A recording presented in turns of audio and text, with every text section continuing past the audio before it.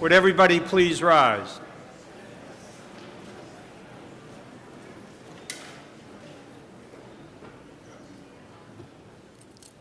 Ladies and gentlemen, as we begin this, the second night of our fall annual town meeting, let us reflect on the progress that we made on Monday, and let us continue to act with informed deliberation. Thank you.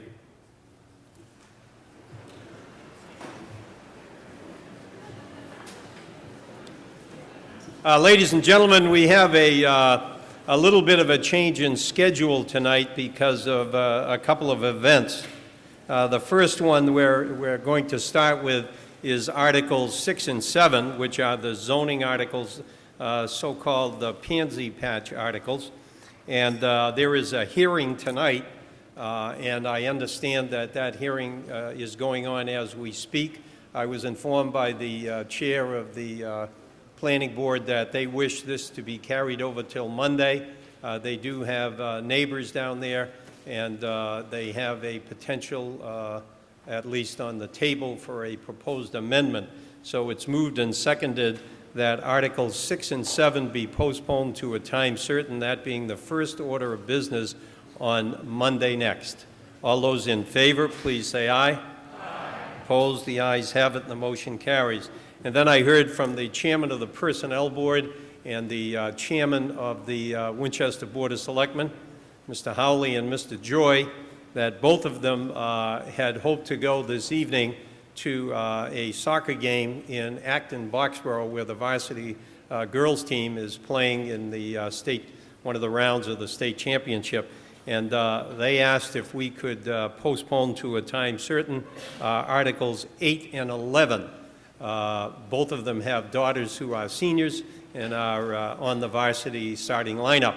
And so they would like us to, and I encourage you to do this, it's moved and seconded that we postpone Article 8 and 11 to a time certain, that time being when they arrive here this evening after the game. And in the event that they don't show up or we get done early, we will take them on Monday as well. All those in favor of that motion, please say aye. Aye. Opposed? The ayes have it. Motion carries. Was there a question? No. That brings us to Article 9. And Mr. Clemson called me today. Now that I'm back on my day job, everybody has been calling me today. Mr. Clemson called, and he requested that Article 9 be postponed to a time certain, and that time being on Monday next. And it's moved and seconded that that postponement be adopted. All those in favor, please say aye. Aye. Opposed? The ayes have it, and the motion carries. And then I got a call from Dr. Marini on Article 10. And Dr. Marini called to tell me he was ready to go.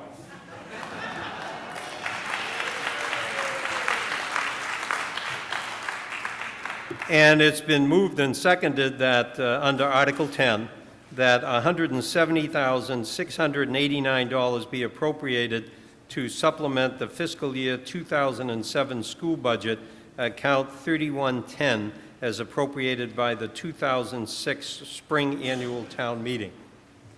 Who is going to present that? Dr. Marini.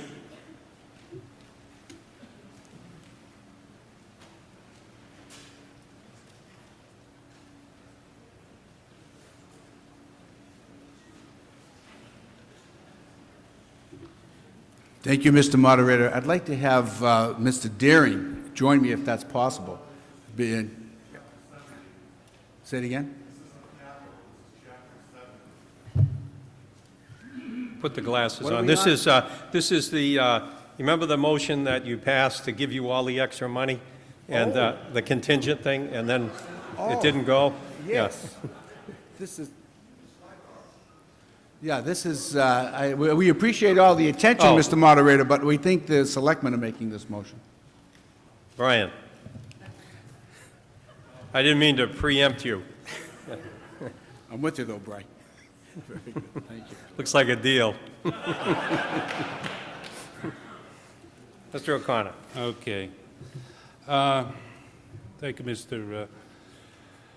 Marini.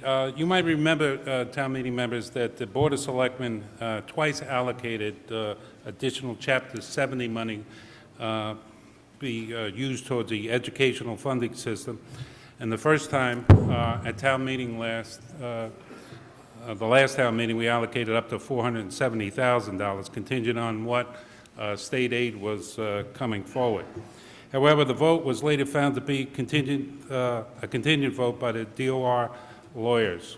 So we later found out after Springtown meeting that the Chapter 70 money coming from the state was only $170,000, not the $470,000 that the school needed. As you heard on Monday, Bob O'Connor mentioned that the money was going to be used to put computers in every classroom in the high school, which I think is an outstanding use of the money, and it's a one-time use of the money. It's non-reoccurring expense, all right? And the other $30,000 went to add an elementary reading specialist at the, obviously at the elementary school. And again, the Board of Selectmen voted 5-0 that this money be moved to the educational fund. Thank you, Mr. O'Connor. May we have a recommendation from the Finance Committee, please? The Finance Committee recommends favorable action on this article. Further on the question, all those in favor of that appropriation, please say aye. Aye. Opposed? The ayes have it. Motion carries. That brings us to Article 12, to see if the town will vote to amend the water and sewer rates currently in effect in accordance with Chapter 7, Section 3. And ladies and gentlemen, you should have a handout on that, and please note that it says Article 12 and then with very large capital letters, revised motion. It's moved and seconded that the town vote to amend the water and sewer rates currently in effect in accordance with Chapter 7, Section 3 of the Town of Winchester Code of Bylaws. All bills issued on or after January 1st, 2007 shall be in conformance with the following rates. And then it goes residential all the way down to the bottom of the page where it says service charge $5. It's moved and seconded, and the chair recognizes the town manager, Mel Kleckner. Mr. Kleckner. Thank you, Mr. Moderator. Good evening, ladies and gentlemen.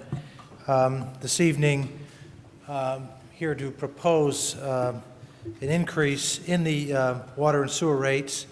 The water and sewer operation is a separate enterprise. It's been voted by this town to be accounted and funded for separate from the town's general fund and the town's tax base. Yet town meeting still approves the annual budget, the capital expenditures that are appropriated, and actually sets the usage rates according to the town's charter. To refresh everyone's memory, the overall water and sewer budget of the town that was appropriated last spring is about $5 million. And that consists of operations here locally. We do our own water treatment, as many of you know, and we also belong to the MWRA's sewer system. And we pay an assessment associated with that. We have debt that we've incurred in this enterprise. We appropriate funds for capital. And then we also, because it's an enterprise, charge certain town's general operating expenses to the enterprise. And so a total of $5 million. We raise that money primarily through rates, usage rates. And about $4.4 million of the 5 is generated back from the users. Currently, in the last few years, we've had a grant, federal grant of $294,000, and then in 2007 anyway, we have allocated some of the enterprise's reserves to offset a rate increase for total revenue matching the expenses of $5 million.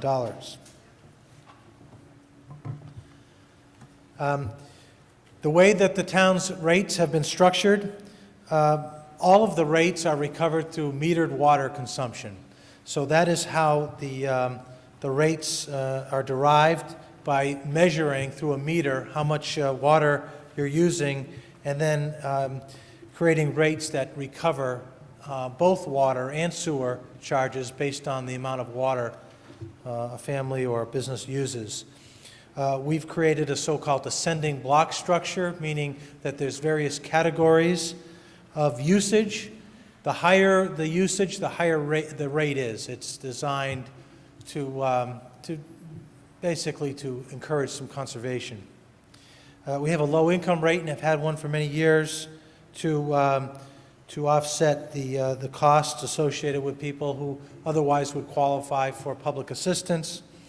And up to this point, we've had a minimum usage rate. So even if you go away in Florida and you haven't used any water, currently you're charged a minimum usage rate. And I'm going to talk about that because we're proposing to eliminate this with the proposed rates.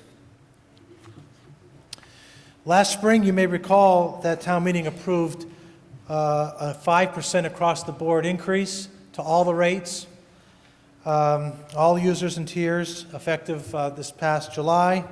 It represented the first rate increase in 3 years. This interim rate adjustment was required to meet our expenses and to maintain a minimum level of reserves. As you saw before, we used $300,000. We didn't want to use any more, so we did feel it was important to do a 5% rate increase last spring. But at the time, there was not the benefit, the town did not have the benefit of a comprehensive rate analysis, and so there was a commitment to do that and report back to this fall town meeting. The idea there was to look at a longer-term picture for the rates. We hadn't raised them for 3 years prior to that 5% increase, and then also to evaluate a number of rate policy issues. And so the town has done that and reviewed the revenue requirements. We projected it for both fiscal 2008 and also for fiscal 2009 and determined that the revenue required to meet for fiscal 08 would have to be 10.5%. This is on revenue, not necessarily rates, but overall revenue, 10.5% for the water and 21.9% for sewer. And if we did a 2-year rate for both FY 08 and 09, it would go up 16.2 and 36.3. So it did a basic financial analysis of the current costs and projected those forward. The Board of Selectmen also reviewed the current rate structure and really engaged in a very comprehensive review of various policies that we might consider when adopting new rates. Some of those that the board considered was to make water and sewer separate, individually self-supporting. Right now, the commitment is to make the overall enterprise self-supporting, but we looked at doing water and sewer individually self-supporting. Looked at allocating the cost appropriately between the residential and commercial sectors. Looked at the financial reserves of the enterprise and the possibility of creating an allowance for uncollectible accounts. Talked again about the irrigation accounts, which I think is every time the town looks at rates. Looked at the structure of the rate blocks. Are we recovering in those blocks the minimum costs? And how are we spreading those ascending rates between the lowest and highest blocks? Looked at this a base service charge as opposed to the minimum usage charge. Looked at a new charge called the private fire service charge, and then also considered how long will these new rates be in place, just the 1 year or the 2 years. The town hired the firm of Woodcock & Associates to help us with this endeavor. Woodcock & Associates is a prominent firm that looks at utility rating, does a lot of work with municipalities, particularly in the area of water and sewer rates, and so we had the benefit of that analysis. The selectmen held 2 public sessions to review a number of policy issues and rate scenarios, and this was, the earlier sessions were the subject of some premature and erroneous data that was ultimately my fault, but it got out into the newspaper, and I think there was a lot of concern about what possibility there would be for rate increases. Fortunately, those were premature and erroneous, and the actual numbers that we're talking were a lot better. The Board of Selectmen also held a public hearing and considered 2 different rate options. I think the original motion book that you received had the earlier rate option, and then when the Board of Selectmen eventually had their public hearing and made their final vote, it's the subject of what's in your revised motion. So let's go into the recommendations that this new rate structure is proposing. It would retain the existing block structure, the irrigation meter policy, and the policy for financial reserves. There would be no change to those. But we would try to account for water and sewer independently and try to make both of those systems, if you will, pay for themselves. There was the feeling that we needed to raise the rates overall by 10.5% and 21.9% to meet the revenues for fiscal year '08, that is the rest of this fiscal year, and the entire fiscal year for that ends on June 30th of 2008. These rates would take effect on January 1st of 2007. We would adjust the residential and commercial rates to reflect the proportional usage of those sectors and also modify the block rates accordingly. We would replace the minimum usage charge with a so-called base service fee. There would no longer be a minimum charge for water. If you didn't use any water, you wouldn't get charged for any water, but every account would now be charged a base fee similar to your other utility bills, where you get sort of a base charge just for having the service into your home. And then finally, would establish a new fire system fee. Those are private sprinkler systems that exist in primarily commercial buildings. We would begin to charge those services for the water the service that goes and is available for private sprinkler systems, which is much higher capacity and creates a much higher demand on the system. So you have the rates in the table in your revised motion. I would say that we've calculated the average residential cost increase associated with those rates to be about $58 annually for what we consider to be an average residential user. Since fiscal year 2003, that average residential rate increase for combined water and sewer has increased by 17%. So if you look at that from a 5-year period, that will take us from fiscal '03 to the end of fiscal '08, which this proposal would do. It would represent an average annual percent increase of 3.4%. That's on residential rates, and that's an average. But also want to mention a factor that a lot of folks are confused about, including me, and this is this Chapter 110. You may have heard this referred to. Chapter 110 was a state law a few years ago when there was a lot of escalation of MWRA sewer charges that said a town could shift those. Mr. Moderator, could I have 2 more minutes, please? It's moved and seconded that the speaker's time be extended 2 minutes. All those in favor, please say aye. Aye. Opposed? The ayes have it. The motion carries. Mr. Kleckner. Thank you. The Chapter 110 allowed communities who opted to do it to take a portion of their water and sewer rates and move them to the tax base. The whole purpose, the sole purpose of this was to allow some folks who itemized on their federal income tax to take a deduction for that. You cannot deduct, even though you might try, you're not supposed to deduct any amount of your water and sewer charges. You may obviously deduct your property taxes if you itemize on your federal tax bill. And so this legislation was really intended to capture that and maybe, get the federal government to perhaps chip in a little bit of money on this issue. So what happens is we don't do it on the commercial rates.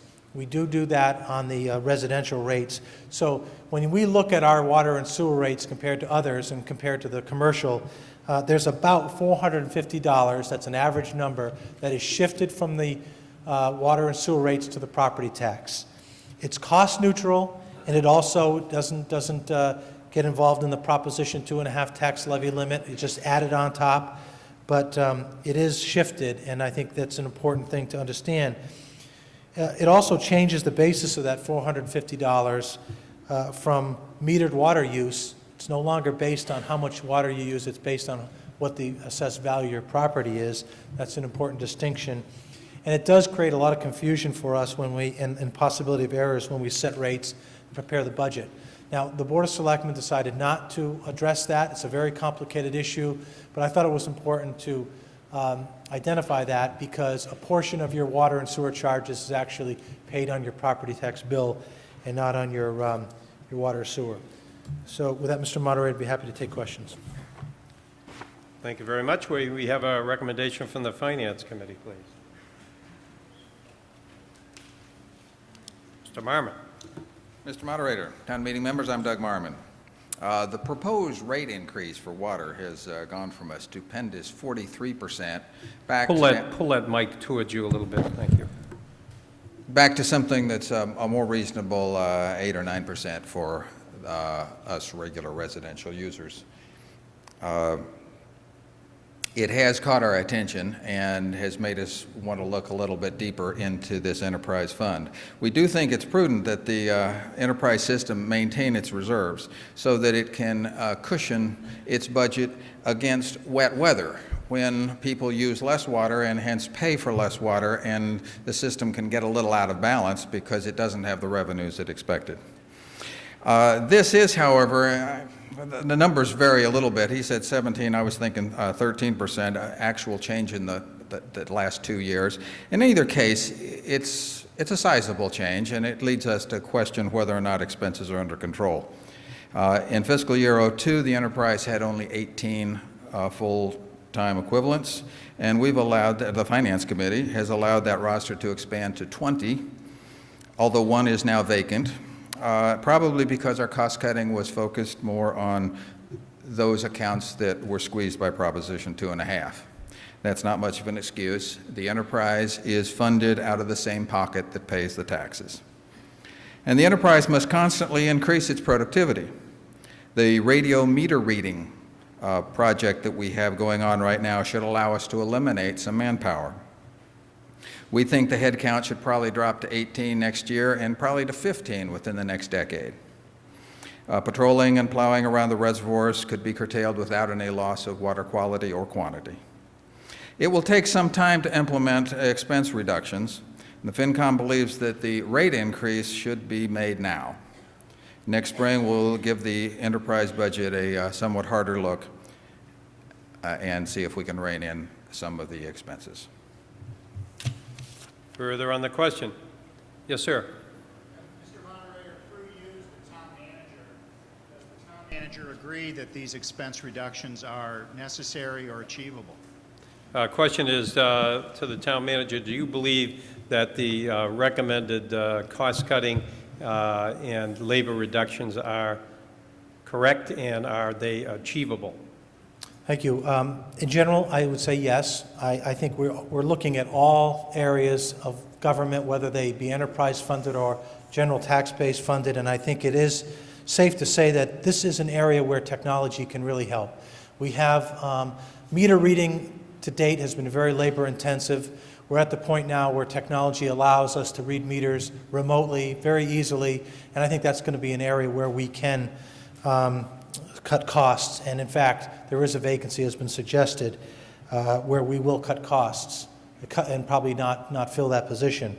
You know, I can't imagine what could be more important than having clean water to drink and being able to dispose of our wastewater properly. It's such a fundamental issue for government throughout the world. And so I say that with some trepidation, knowing that it's such an important service that is provided for our society. But I would say in general, I agree with Mr. Marmon. We can do better in the enterprise. There is always pressure to, because Proposition 2.5 doesn't control fees, there always is pressure to sort of shift those costs over to the enterprise. But the fact that this town meeting approves rates, which is very unique, not many town meetings have the authority to raise rates, I think creates a balance for that. So I think that we will continue to cut costs and have the Finance Committee recommend those. Further on the question? Yes, sir. Mr. Friesel. You've got a mic coming up. Just 1 second, Carl, till you get a mic there. Two questions for the town manager.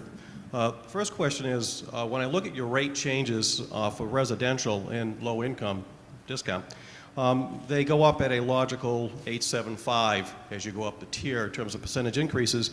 Commercial seems to go at a much higher rate. I counted at 33% increase for the first 75 units, and then above that, 46%.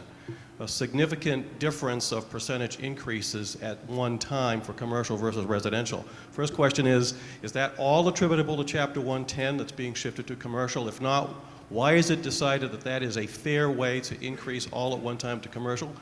The second question is, your write-up indicates you've lost a grant from MWRA. Why do we lose the grant? Is there a way we can get the grant back? How much money does that represent in this picture? Thank you. The question relating to the commercial rates, no, Chapter 110 is not a factor in that decision there. We have been, I was involved in the last rate increase, and it was across-the-board rate increase. I'm not sure in 2003, I believe that may have been more of a sort of a gradual across-the-board increase.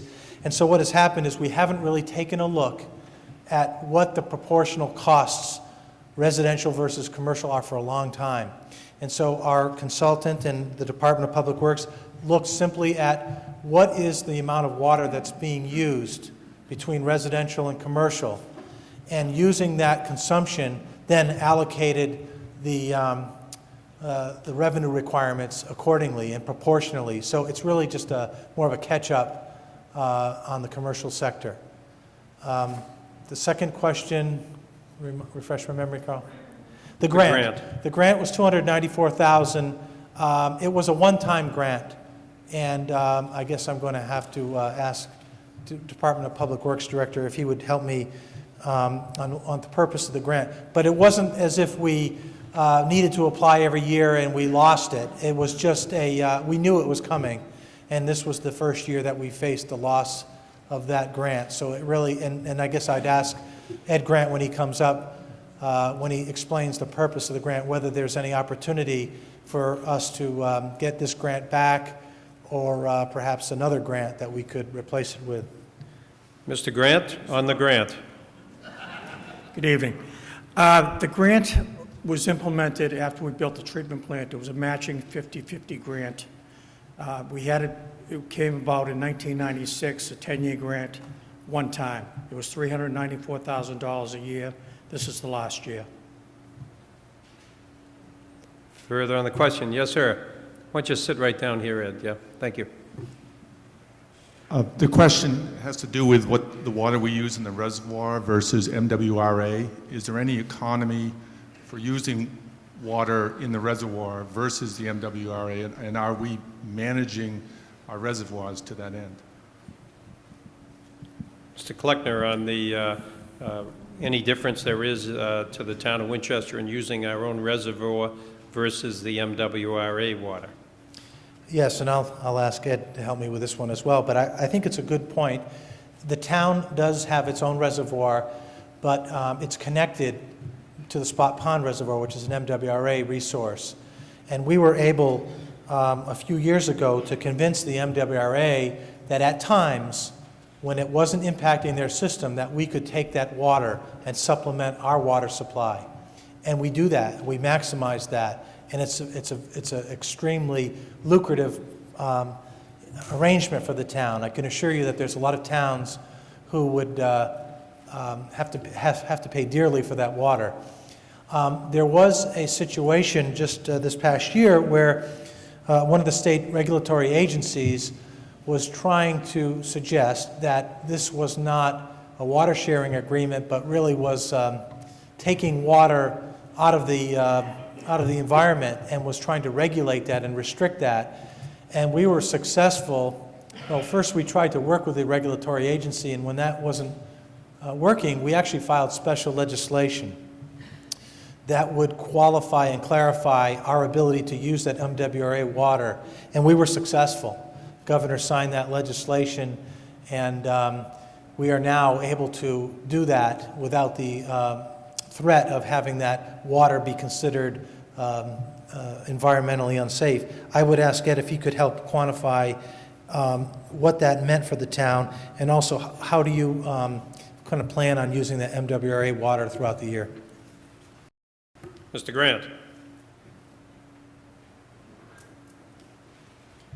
As the town manager stated, we had that agreement with Spot Pond. To date, we have taken approximately 300 million gallons for Spot Pond at no cost to us. If we had to pay for that water, it would cost us about $2,300 for a million gallons of water. So the town, since this time, has saved approximately $700,000. Yes, sir, way up back. Need a mic up there.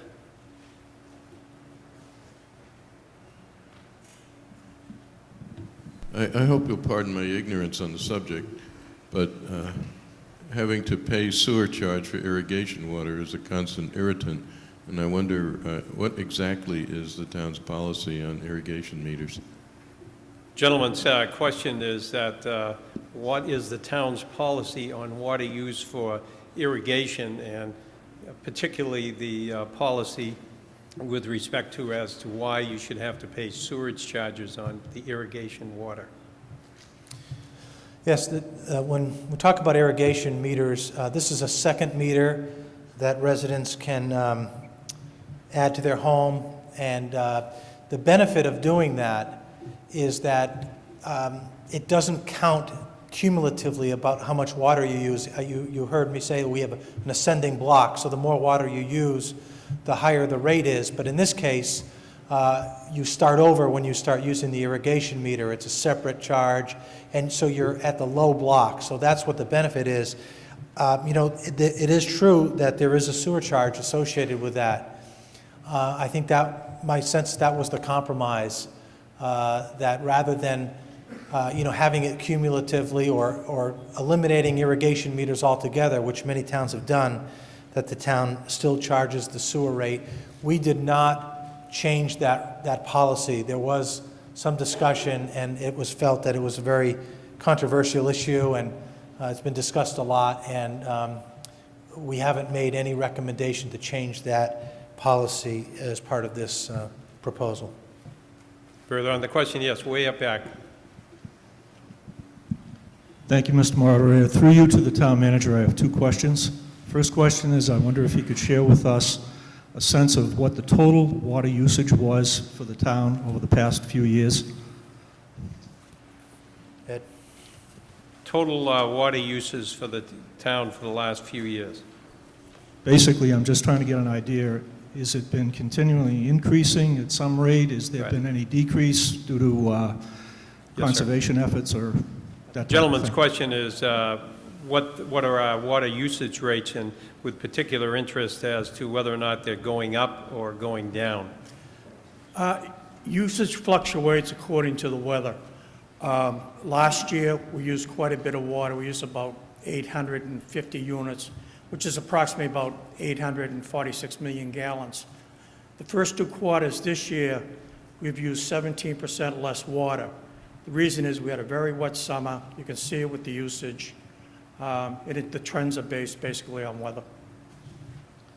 Thank you. The reason for the second question is a question from a constituent who asked me after the information appeared a couple of weeks ago if the proposed rates would in any way truly encourage conservation if in fact they would result in higher rates, assuming that people did in fact conserve and the total usage went down. And I think it takes into consideration the fact that there are certain fixed costs. I wondered if you could comment on how these rates would affect people's concerns about conservation and how that actually plays into what they pay for the water.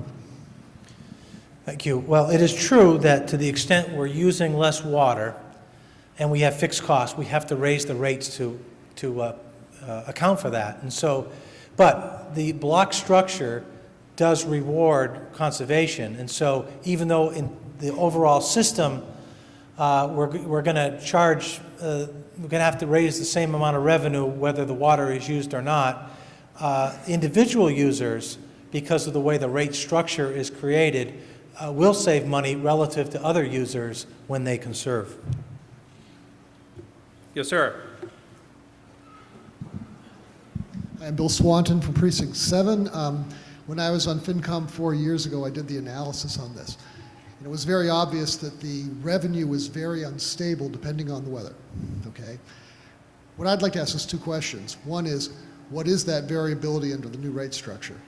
And the second is, what percentage of the costs associated with this center on an average year are fixed costs, as opposed to variable costs based on charges we have to pay MWRA?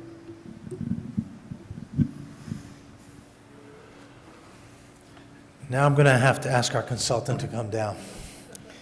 Mr. Swanton's question and point is that there are a percentage of fixed costs that we have to cover, and he was questioning about what is the general percentage of the overall cost associated with that, and you know, how does the town cover that? I would just say a couple points, and then I'll ask Mr. Woodcock, Chris Woodcock of Woodcock Associates, to come up and address that. The base service charge was an attempt to address that variability, which I think that's probably why other utilities do it. You never know, based on weather or other factors, whether the consumption is going to increase or decrease, and you need something that's fixed and assured to cover your fixed cost. The private sprinkler charge, I think, was part of that as well. And then we also have reserves. That's one of the reasons why we keep reserves in this enterprise, not only to cover any emergencies that might come up, but to cover the variability. But I would like to ask Chris if he could address more specifically that question. Mr. Woodcock. Thank you, Mr. Moderator. In terms of what the variable costs are compared to the fixed, the variable costs are very minor. There's a little bit of power at the town's treatment plant and some chemicals. I haven't got those exact numbers with me, but I think they're probably in the order of maybe 2 or 3%. The big variable cost in terms of water is how much you buy from the MWRA. The way the MWRA assesses the town is based on last year's water uses assessed the following calendar year. So you're a bit of a lag there, but that is the big cost on water. It's about $350,000 of the $5 million. And on the sewer side, it's a bigger number. It's about $1.3 million of the $5 million is coming from the MWRA. Those are the only costs, though, that are really variable is the MWRA charges, and that's just a function of how much water is being used. Not there some debt service charges and fixed costs? Yes, everything else is fixed, other than those MWRA. Yeah, I think what his question is, he wants to know what the fixed costs are. Is that correct? Right. In other words, if you're paying off debt service, it's a fixed cost, heat, electricity, and what have you, chemicals, and you know, the fixed costs are certainly higher than 2 or 3%. I think that's your point, right? Yeah.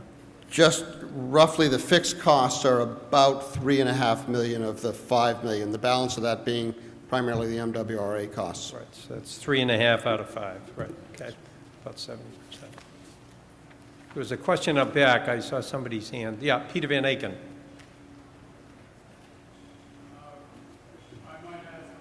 You might wait for the mic. Thank you. Thank you, Mr. Van Aken. I'll lower my voice about.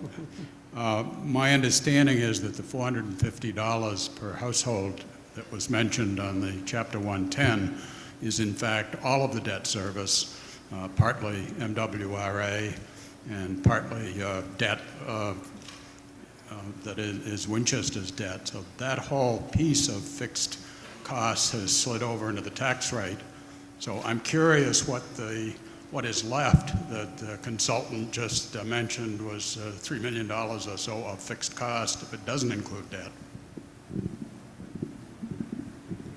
Well, there is, we do not assess to Chapter 110 the allocation of commercial debt for proportional,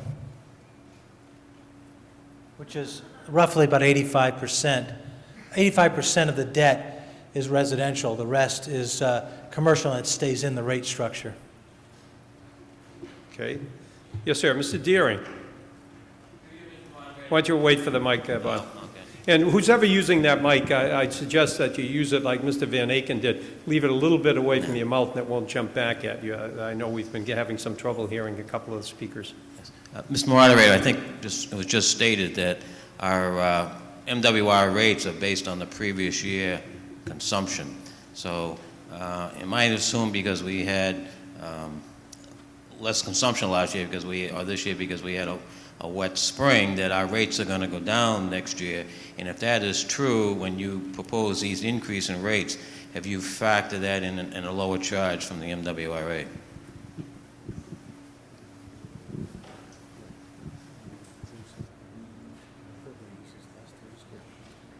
Mr. Woodcock. Mr. Moderator, yes, the charges are a year later, but what happens what happened in Winchester this year with the reduction in use that Mr. Grant mentioned earlier is happening across the Commonwealth, or at least in the communities that the MWRA serves. The reductions in consumptions are happening all over eastern Massachusetts. So to the extent you've reduced your consumption, that's happening elsewhere too, and it's just who's reducing more who's going to get that benefit.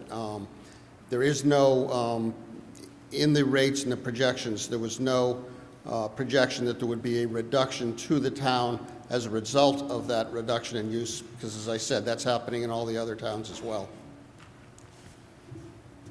Further on the question, Mr. Powers.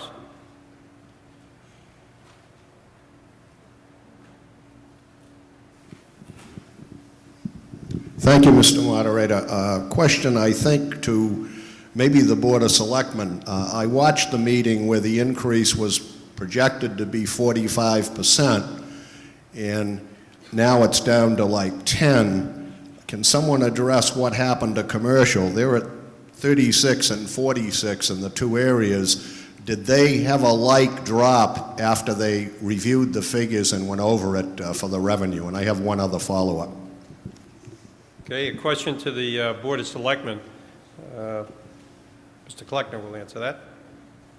Well, there were some errors in the model that resulted in these higher than these much higher projections than what actually occurred. Yeah, I think there was both residential and commercial were both impacted by those errors, and both of them came down. So the rates you see today were not the rates, that were part of that discussion. They all came down, but the fact remains that commercial is playing catch up, even when we're talking about lower rates. Okay, Mr. Powers, on a follow-up.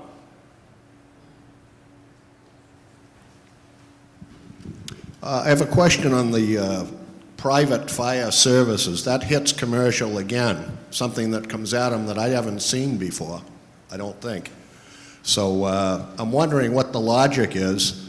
You encourage them to use a sprinkler system so that the buildings can be safe and so that the fire department doesn't have to spend a lot of money in those buildings, but now we're going to charge them for the service. I understand in Boston that can happen. You have 20-story buildings, but in Winchester it's mostly one story. Thank you.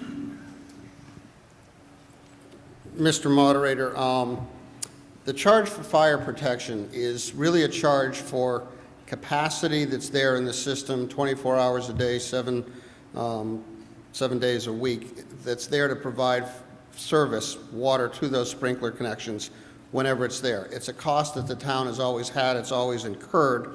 It's never been recovered through a separate rate to those 40 or 50 establishments that have those sprinkler connections. In effect, everybody has been paying for that cost of having larger pipes, storage tanks, larger pumps, that type of thing, that are there waiting for a fire to happen. If it ever does happen, hopefully it doesn't, but if it does, there is a cost that's been incurred. Everybody's been paying for that now. The proposal is to take that out, recognize that specific cost, and for those people that are getting that specific service to pay for that cost.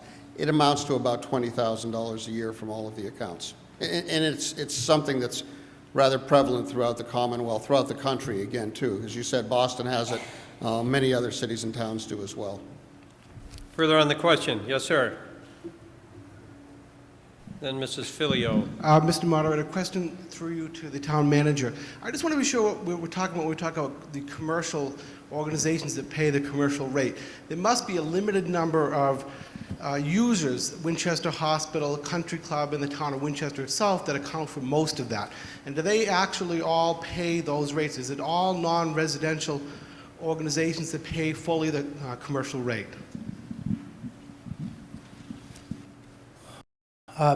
The question related to who's paying this commercial rate, and it is, it's all non-residential users. It's the institution, Winchester Hospital is a big part of that, Stop and Shop, and all the stores in the various business districts.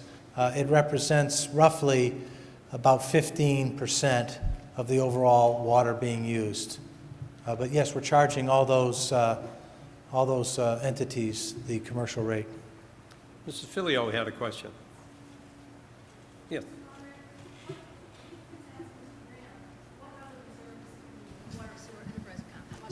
Couldn't hear a thing.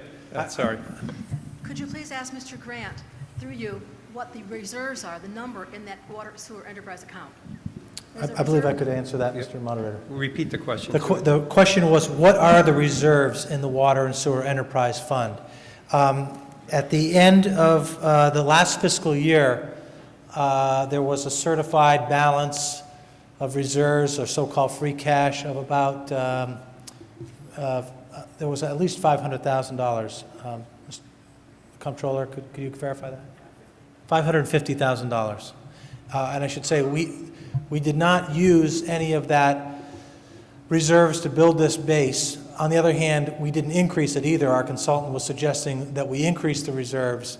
We decided not to use any, nor to build any up. So it still will remain at 550. Okay, you ready for the question, ladies and gentlemen? Way up back.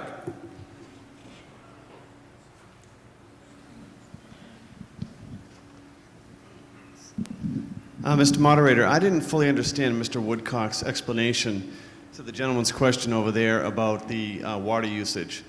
The way I understood his explanation was that he said that Mr. Grant may have said that last year we used less water from the MWRA, which would translate into, my thinking anyway, a lower assessment. And because the assessments are done 1 year in arrears, we would get assessed less this year than we did the year before. So if that's the case, why is there a rate increase going in? I just don't understand the explanation of why other towns also have used less and they would benefit more. I just didn't get the answer. Mr. Woodcock. Mr. Moderator, the assessments from the MWRA are essentially made by looking at what their proposed budget is and then allocating that across to the various cities and towns based on how much water they used the previous calendar year. So if, for example, Winchester used 1% of the water, they're assessed 1% of the total costs of the water system. It's similar on the sewer side. It's not all use-based. There's some rather arcane formulas that include population equivalent, strength of the wastewater, things like that. But in general, it's based on how much water, wastewater is returned back to the MWRA. In the example I gave, if last year you had 1% of the assessment, next year you reduce consumption, and everybody else reduces consumption by a similar amount, you're still 1% of the total. And so you still pay 1% of the total MWRA assessment. And that's generally what's been happening. There's been some ups and downs in there, but for the most part, water consumption in the Commonwealth from the MWRA has been going down, and you may have seen newspaper reports about the MWRA exploring the opportunity of now selling more water to people because of that reduction that they've had. They do have a surplus of water to sell. Further on the question, are you ready for the question, ladies and gentlemen? Question comes on approval of the new water rates in accordance with Motion 3. All those in favor, please say aye. Aye. Opposed? The ayes have it. The motion carries. That brings us to Article 13, to hear and act on the report of the Capital Planning Committee, and they can come down front if they'd be so kind. Ladies and gentlemen, the motion is moved and seconded that the report of the Capital Planning Committee for the proposed capital plan for 2008 be accepted and placed on file. Let me, if I could, just make a few comments on the capital planning, because there has been some discussion this year. I think everybody for many years has recognized the importance of not only buying capital and fixing the buildings in the town and buying trucks, but that we ought to have a long-range plan. And the formers of the charter here in Winchester decades ago, as Mr. Mortensen commented earlier, actually called for the establishment of this capital committee. And at that time, they recommended that that committee consist of X number of members, and there be members from the planning board, the finance committee, the school committee, the general population at large. And for years, they have put together a plan so that we have a handle on what we're going to have to buy going forward. That's good financial planning. Now, something very unusual happened in Winchester in March of 2002. And we are the only town in the Commonwealth of Massachusetts that took this initiative, that took the initiative to try to formalize capital planning in the town. One of the few, and I believe the only one that has ever considered this. Other towns, just as recently as 2 months ago, I got contacted by Andover about this. They couldn't believe that we had this because they have that problem up there. And they're a AAA community and have not done it. And what we did, the selectmen put on the ballot in combination with an override, two overrides, one for capital equipment and one for buildings. And the citizens of Winchester had for a long time complained that the town meeting and that the government in general was spending money on operating funds and not taking time to fix the infrastructure of the town. And those two overrides passed by a good margin, and every year we appropriate almost $2 million into those funds, and I don't have the exact numbers, but it might be $1 million and change for the infrastructure, meaning the school buildings, the town hall and all the buildings, police and fire. And then about $800,000 plus for capital, meaning police cruisers, trucks, sewer equipment, and what have you. And at that time, the town meeting stepped up to the plate right after that passed and said, this is an excellent idea and the town's going to benefit, but we ought to put a handle on how we're going to manage those monies. And a committee was appointed at town meeting, and that committee met all summer and came back with a recommendation of how those funds should be handled. And it was decided at that time by that committee that the correct way to manage that was to ask the capital planning committee that was formed under the charter to take on that responsibility in conjunction with the EFPBC, particularly in the school building. And that is the way that that's been run since 2002. And last year, or a year ago, we recognized that things were changing in the way we were managing those funds, and that we had become more and more sophisticated in the way we did planning. We've got all the people now putting their plans. This committee is supposed to prioritize that. But two things were happening. And one was there were services that started to creep into capital. You know, well, we're going to be monitoring this with Joe Blow, and let's put him on the capital account. And so we formed another committee of the town meeting, and they went out, and over the summer they came back with a set of rules which this town meeting approved, and that's the framework in which the capital planning committee now operates by following the charter, but at the same time by following the rules that we set. There are rules, how you get on. Now, one of the problems that the town had was that even with the committee, what happened, the school committee and the selectmen, in getting ready to do their budgets like they are now, had no clue how much money that the capital planning committee was going to make available to them the next year. So we decided, the town meeting, let's get these people to come in here in the fall, give us their plan, and so that when we approve this plan, we're not authorizing the money, but we're saying, hey, that makes sense to us, and so the school committee can look at that and they know what programs are going to be funded probably next year, and they can design their operating budgets accordingly. And also, if they need something capital that isn't going to be done, they can try to find a way to do it out of their own budget. So that's what the system is. And so what we're going to hear tonight is the capital planning is going to give us an overview of their plan and their work to date and tell us, and in addition, they're going in a series of the next 5 articles after that, they're going to give us some specific recommendations on things we should fund now. Because it makes no sense, for example, not to put a roof on because we're going to wait till sometime next July or August to get out and you miss the construction season. So that's the game plan. That's the procedure that the town is following. What you're going to hear tonight is really because the town meeting stepped up to the plate and put some rules in order so that we got this orderly, and it's essentially recommendations. The town manager takes these recommendations and incorporates them in this budget going forward, or if he chooses, he could choose not to incorporate them and put some of his own in. That's what the town manager's budget's all about. So I just said that because there has been some confusion about what everybody's role is in this capital planning process. It's a hard-working committee. They probably know more about the equipment in town than a lot of people who should know. And I'd like to recommend that we listen now to Helen Filio, who's the chairman of that. And I guess part of your presentation would be you and Mr. Giller, is that correct? Okay? Yeah, just you, okay? Mr. Moderator, Board of Selectmen, Finance Committee, town meeting members, and viewing audience. The Capital Planning Committee is pleased to present to you this evening its fiscal year 2008 recommendations. Ms. Filio, would you bend that microphone down to you? Mel Kleckner keeps He's too making tall. it go straight Right. up. Is that better?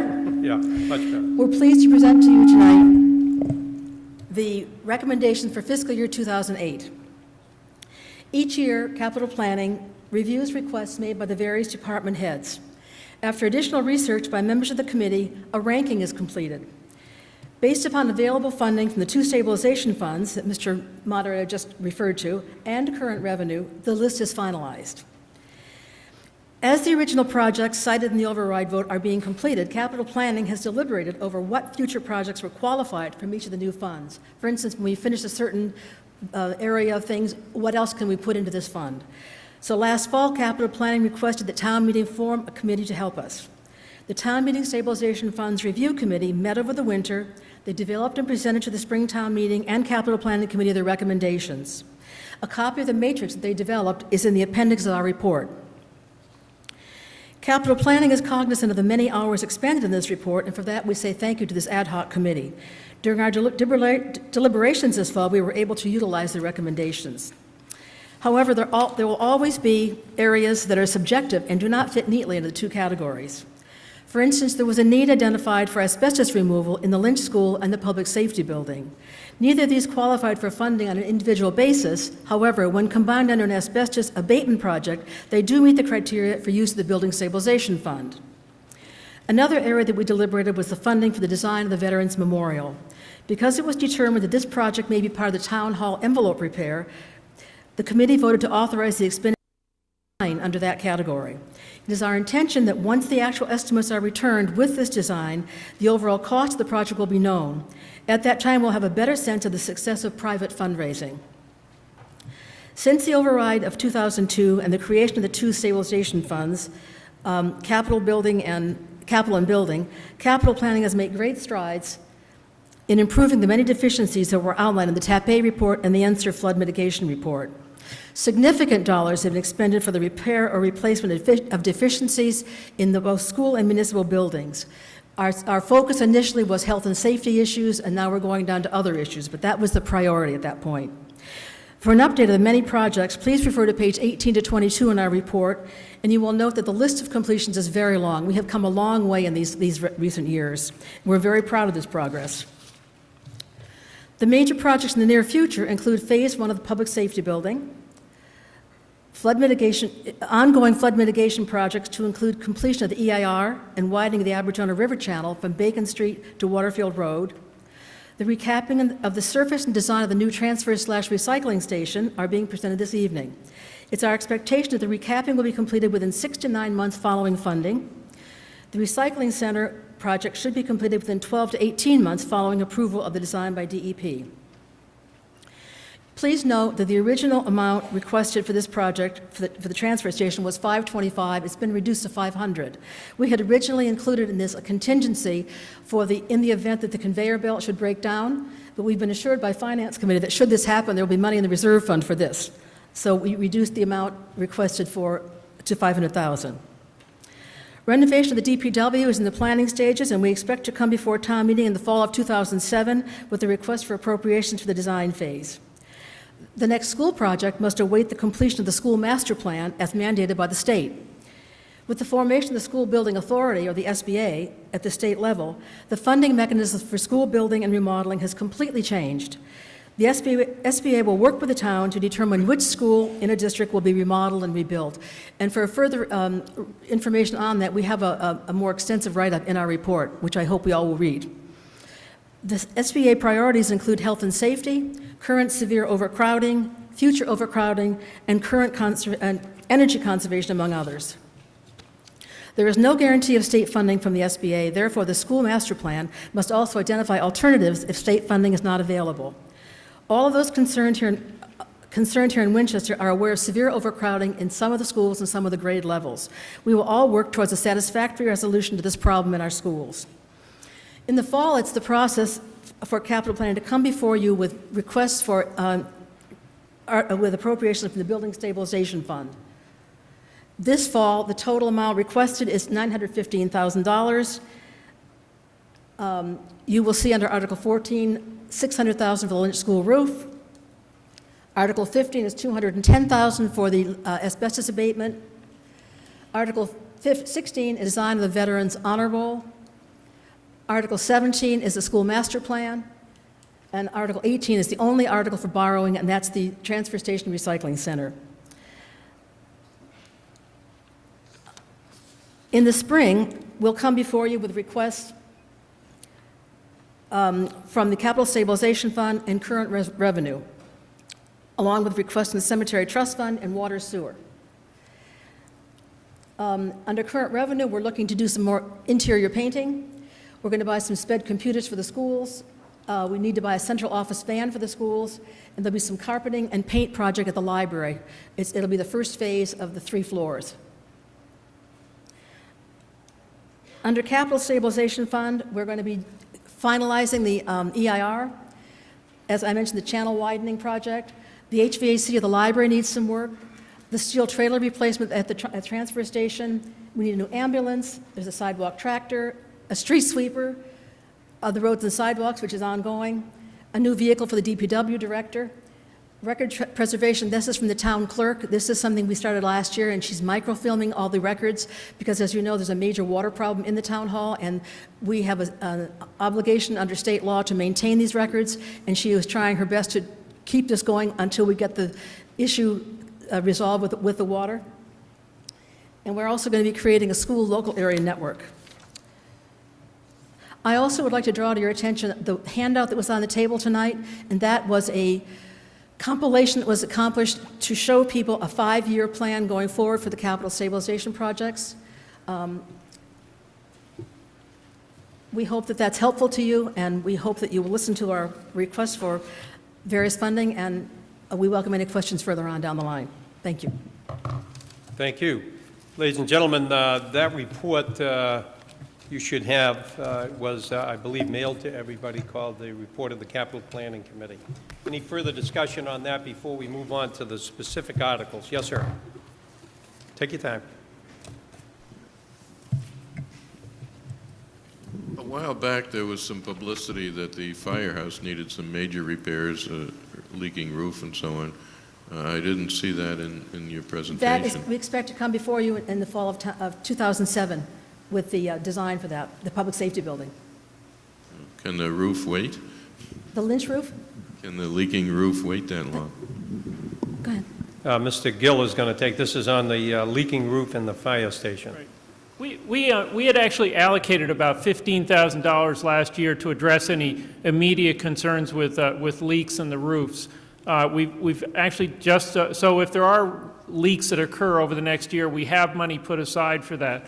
In addition to that, we've just awarded the design work for the first phase of the public safety building, which will be addressing the windows, all the exterior of the building, the fuel tanks that are behind the building, and we should be back, as Ms. Filio said, in 2007 with hard construction money for that first phase. Okay, yes, ma'am.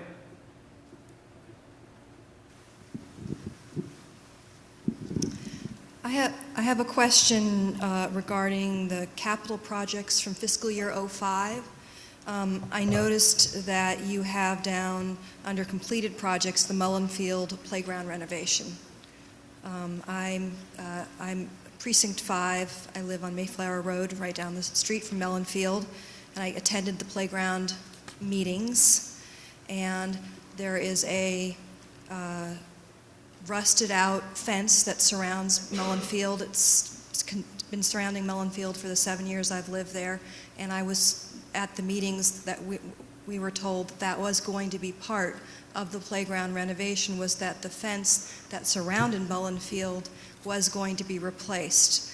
And I'm just wondering, yet the project says it's complete, is the fence replacement going to be part of the renovation? If not, when is the fence going to be replaced? It surrounds all of Mullen Field. I thought it was finished, but I guess, is he? I don't see him. Who? Jay Gill? Is Jay Gill here? I just thought that was actually part of the whole renovation project. I remember it was. I live on Laughlin Road, so I'm right down the street from you, and I have a similar concern. But the fence itself was not part of the Mullen renovation, but it is equally of concern to me, and I've been working with Jay Gill to try to do something to rectify that problem. Okay. Take care of your neighborhood, David. Yeah. Okay, are you ready for the question, ladies? Yes, sir, way up back. Sorry, just got you. Get that gentleman a mic. Up back, way back.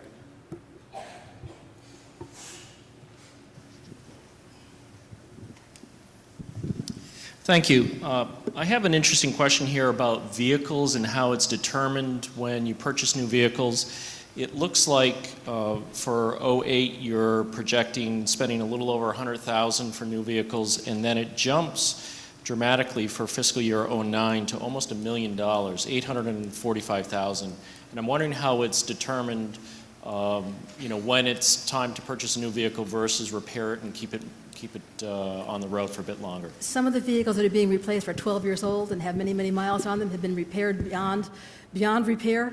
We try very much to do an inventory of the vehicles so that we know that if someone comes to us, we're kind of comfortable that it needs to be done.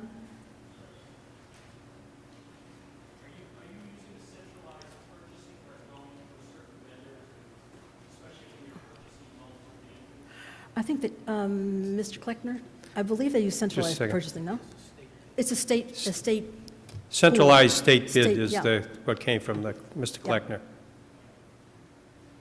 You ready for the question? All those in favor of receiving and accepting and placing on file the report of the Capital Planning Committee, please say aye. Aye. Opposed, the ayes have it, and the motion carries. We turn now to the first appropriation, Article 14. It's moved and seconded that $600,000 be appropriated from the Building Stabilization Fund under Chapter 69 of the Acts of 2002 for the installation of a new roof for the Lynch School, and further that the Educational Facilities Planning and Building Committee be authorized to have oversight over the design and construction of the project. In accordance with Section 4.2 of the Charter, the town manager has the authority to enter into contracts and approve payments. With respect to said work, no contracts may be signed or payments made without the approval of the committee. Who is going to speak on that? You are, Mrs. Filio. The Lynch School roof is, the part that we are replacing is the original roof that was built in, the 1960s? Last year we replaced the gym roof, but this year we're replacing the entire other roof. It has many leaks in it and needs significant work. That's the most, it just needs to be done. Why don't you take your seat then? We need a recommendation from the Finance Committee, and then I see the gentleman in the red shirt. The Finance Committee recommends favorable action on this article. Thank you. Gentleman in the red shirt, on the asbestos, on the new roof for the Lynch School.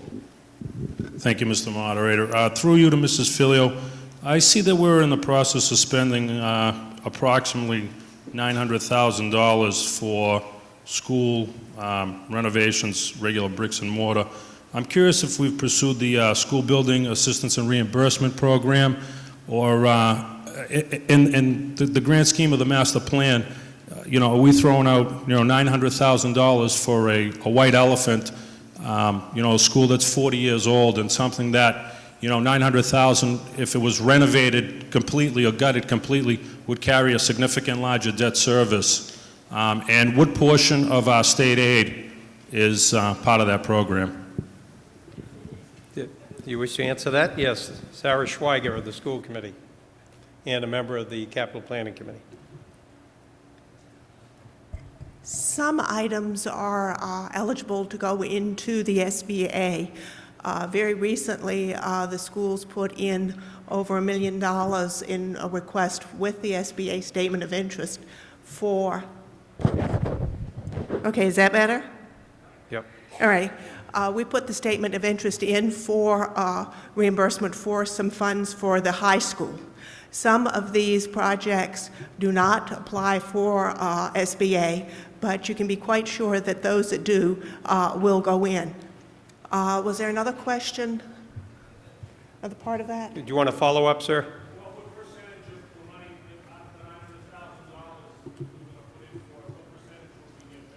Question is, of the $900,000 that we're putting into school projects, how much of that, what percentage are we going to get back? And I think, go ahead. The new process will be explained later in a greater detail, but there are no assurances whatsoever that we will receive any reimbursement. The new project, the new way in which this is done is quite different than putting in for, that was done years ago, where you got on a waiting list and then you just waited until it came in. Here you are really in competition, if you will, with all of the other projects that are coming in from the state, and at least right now, neither we nor any other town know whether we'll be eligible for reimbursement. So if a project is reimbursed, the minimum would be 40%. Okay, yes, sir. On a follow-up.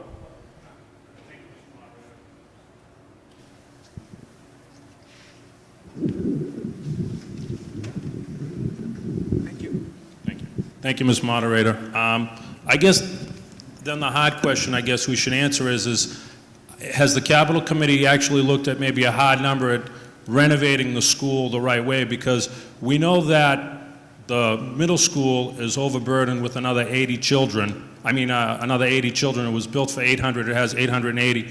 We heard the school committee last week report that the growth rate in our school systems is skyrocketing in comparison with other communities, and I guess that's a testament to how well we run this town and what a beautiful place it is. But if we're going to spend $900,000 for a school that might be outdated a year from now or 2 years from now, or 10 years from now, are we better off maybe getting a hard number, renovating the school the right way, and making it, $1.5 million and doing the job right, as opposed to $600,000, $700,000, $800,000 worth of piecemeal work? Nobody looks at a home that way. I don't know why we look at a school that everybody values with their children. If it's a public safety hazard because the roof leaks or it doesn't retain heat, if the place is a sieve for our money, we should know about it now, not after the fact where somebody has to come back and say we need, $30,000 now for windows, we need $50,000 because the parking lot is a mess, we need $600,000 for a roof. Next week the boiler goes. I'm not saying that the Capital Committee didn't do a great job. I'm sure they have, but do we have something, a number to compare it with, so that we can make an educated and informed decision? I have no trouble spending money. I spend it like it's nobody's business, but it's my money. It's not the town's money. It's not the taxpayers' money. If we're going to spend money, I think we should appropriate it the right way. Thank you very much. I think maybe there'll be some further discussion on that, sir, later on. About 2 articles from now. There's a new state requirement requiring a state master plan on schools. And I think Dr. Marini is going to speak on that very shortly, and we're going to ask, he's asking for an appropriation. I think really that'll be right down the throat of your argument. Yes, sir. $600,000 here and $600,000. Hold that. Would you hold the mic a little bit away from you? Yes, thank you. Oh, much better. Okay. Well, $600,000 here and $600,000 there, and soon it adds up to real money. You know, 2 years ago, I had a leak in my roof in my little house, and I fixed the leak. I didn't replace the roof. Has anyone looked at this roof besides a contractor who's actually bidding on the job, someone who has the town's interest and my money at interest, who says that the roof can be repaired? Who says it has to be replaced? Could we have some authority speak to that, please? Who would choose to answer that? I'm sorry? Where is Peter Lawson? Okay. We're bringing our roof guy down.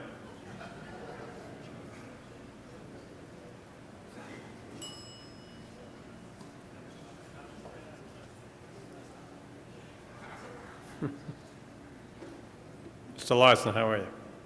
Good. Good. Good evening. The Lynch roof we're talking about was installed in 1961. You might look at your house for renovation, but if a roof's gone, you replace a roof. We just did a portion of the roof from 1961. It had failed. The rest of this roof we're doing is delaminating. It's failing. You got to keep the water out or you're going to create more damage. So this is $600,000 to replace the roof, keep the water out, and to explore maybe even creative insulation to save energy costs, but to maximize insulation. But it's ready to leak. We got to replace it. Further on the question, on the roof. Are you ready for the vote? All those in favor of the appropriation of $600,000 from the stabilization fund for the new roof for the Lynch School, please say aye. Aye. Opposed? The ayes have it. Motion carries. Article 15, to see if the town will appropriate money for the abatement of asbestos at the Lynch School.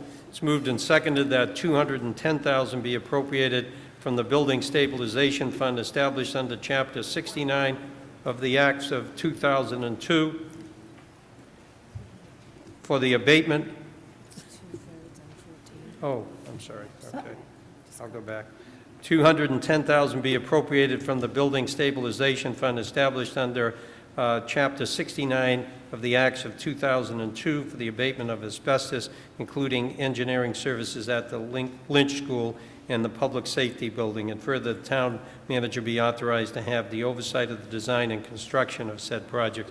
Before we begin on that, I'll ask your unanimous consent to go back to Article 14 because I forgot to check to see if we had a two-thirds vote. It's coming out of the stabilization fund. We obviously had a majority.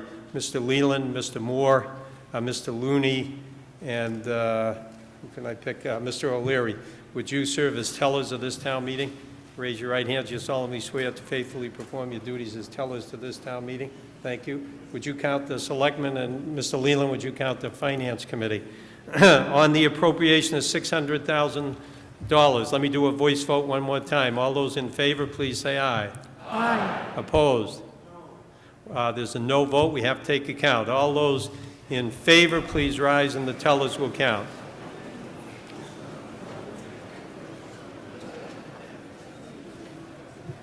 Thank you.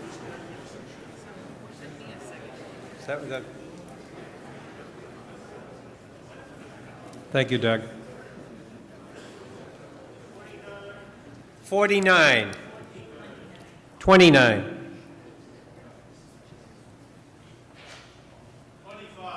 25. I'm sorry? 50. 35. All those opposed, please rise.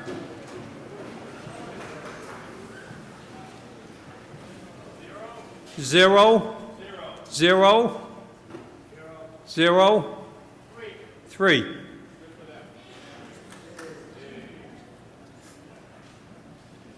$139 having voted in the affirmative, 3 in the negative, the chair declares that a 2/3 has been achieved, and the motion passes. Now we're back on the $210,000 for the Article 15 for the asbestos at the Lynch School. Now, who's speaking on that?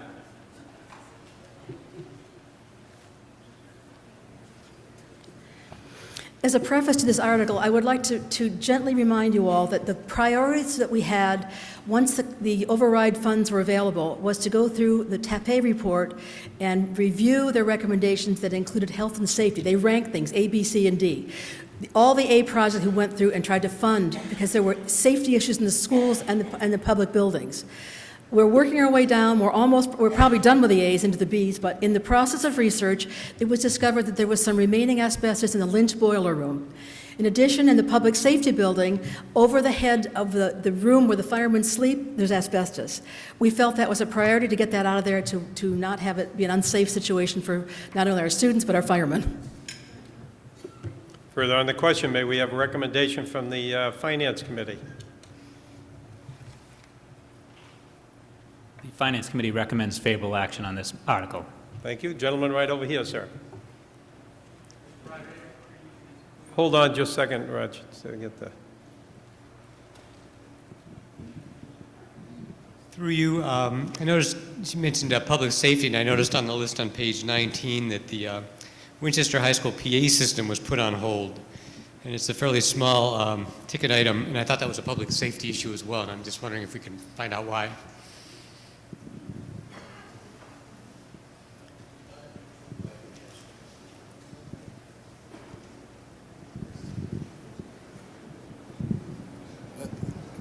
That number that was presented... Why don't you just wait for it till the train goes by here? I can talk over that. Yeah, but I can't hear you. All right, go ahead. That number that was put forward from the schools was because the system that had been put in about 12 years ago didn't do what they needed to do, especially after Columbine. They are not able to actually shut off areas for MCAS. It doesn't do what they needed to do for today's circumstances. It was believed at the time that for that amount of money, they could add a component to that unit to do what it needs to do. It is a discontinued unit. It's obsolete. That money will not do what it needs to do now. I've been looking into other options and base units that will do what it will do, but we've held off on that, wasting good money after bad until we really know what it's going to take to do it. Out of the operation maintenance budget, we've done repairs to the unit. It's starting to get costly. We are looking into what we have to do, actually working on some quotes right now to get real numbers, but it's just not going to work with the system we have now. Thank you very much. Further on the question on the asbestos. All those in favor of that, please say aye. Aye. Opposed? All those in favor, please rise, and the tellers will count.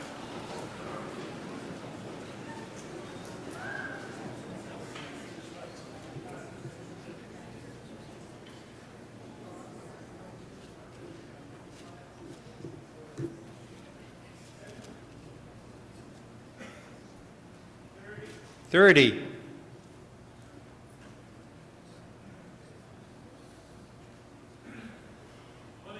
26. 50. 32. All those opposed, please rise.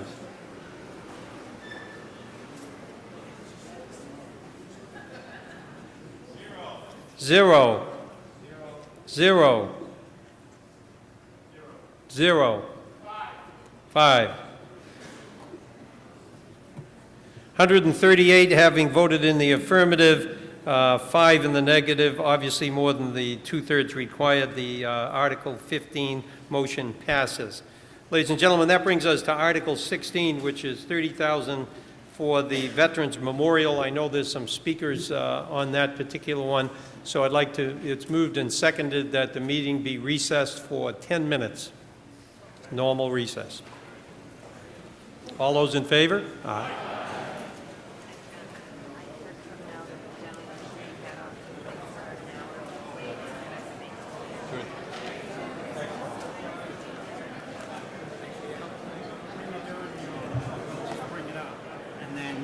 I think I got you. What article are you?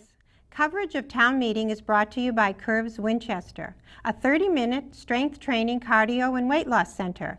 Join our 12-month CD program today and get the rest of the year free. Now open Sundays. New look, new hours, new you. That's Curves Winchester. Good evening once again, ladies and gentlemen. Welcome to our live coverage of the second meeting of Winchester's Fall Town Meeting here at Winchester High School. Let's take a look at what has happened just before this recess.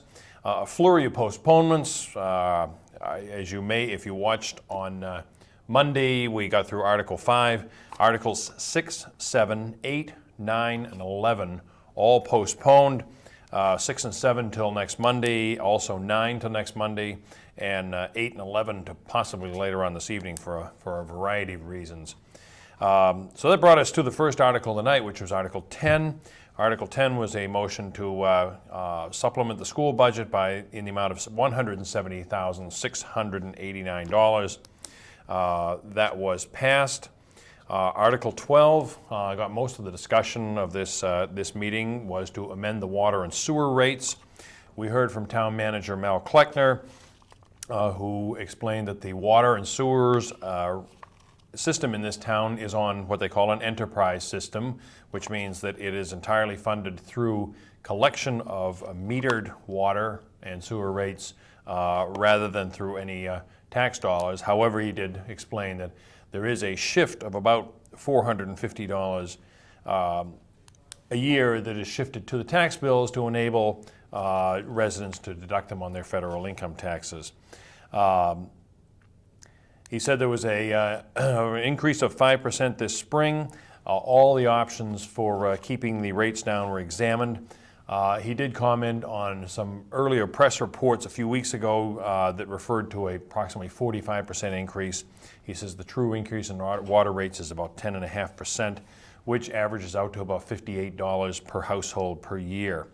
Another change that was that went through under these new rates is if formerly there was no charge.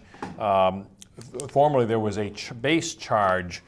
Even if there was no water used, such as if somebody went to Florida for the winter, now there'll be no charge if no water is used. However, there's a new base fee of $5 per quarter per household across the board for any building that uses water during that quarter. He said that the budget for the water department is about $5 million.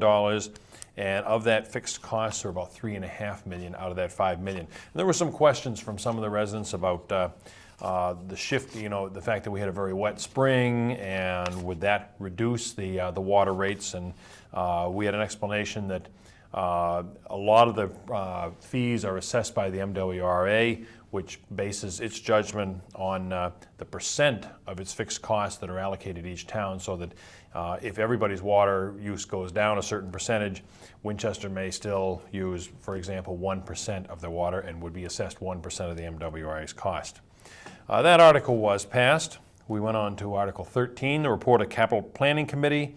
Helen Filio explained that every year almost $2 million is required to be allocated by our override in 2002. Is set aside for capital projects. The Capital Planning Committee, of course, is charged with taking the requests from all the town departments, sorting through them, and coming up with a priority list. In fiscal year 2008, about $3 million worth of capital projects will be funded, mostly out of these accounts. She said that the committee was very proud of the projects that have been completed since 2002 and that override vote. And she said the Capital Committee has been placing their emphasis on health and safety issues primarily.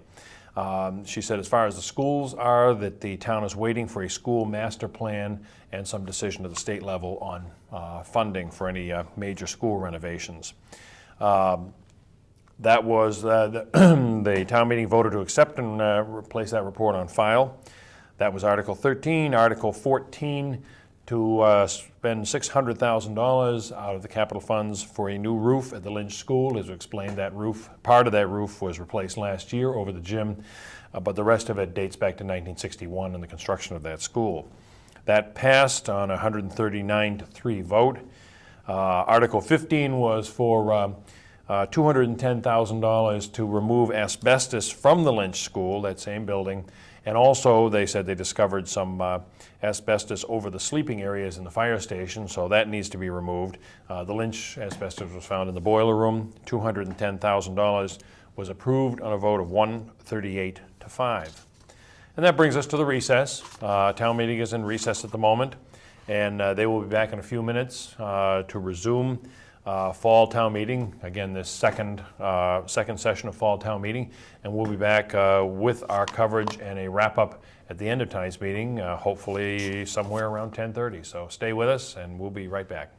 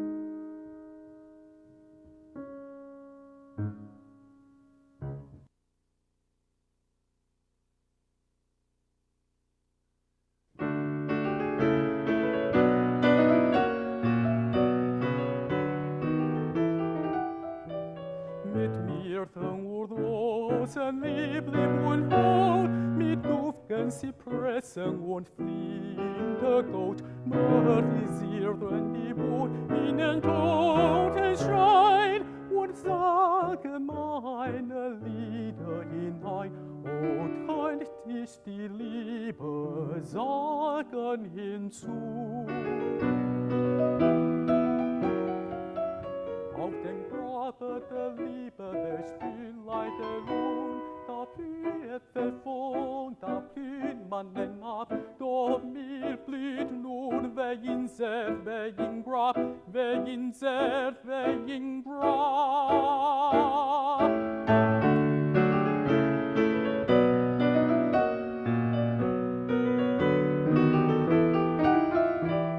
Hier sind schon die Lieder, die heiß so wehen, wie ein Lavasturm, der die Welt nah entflieht. Hervorgestiegt aus den gießenden Lied, und rings vier blitzende Funken verstrahlt. Nun liegen sie stumm und totengleich, nun starren sie kaut und nebelbleich.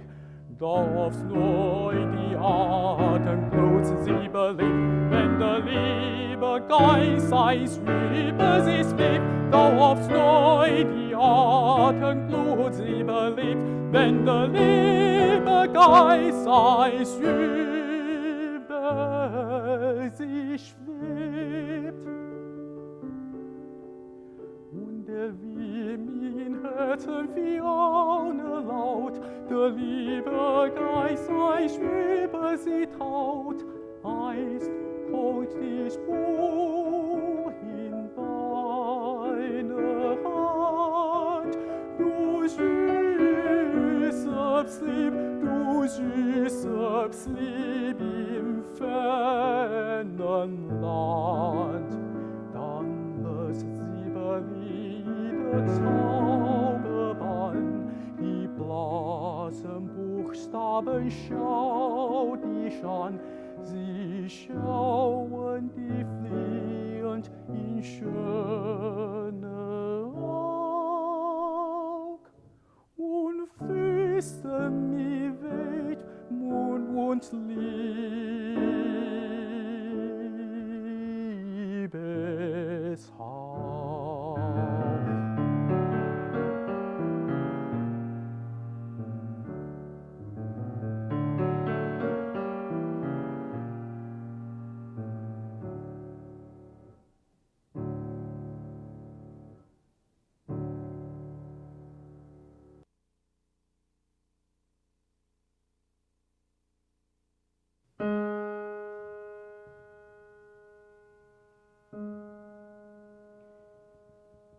Leceli domaninan, selana sirdis cautan, celica che giovan, abuia nosir trovan.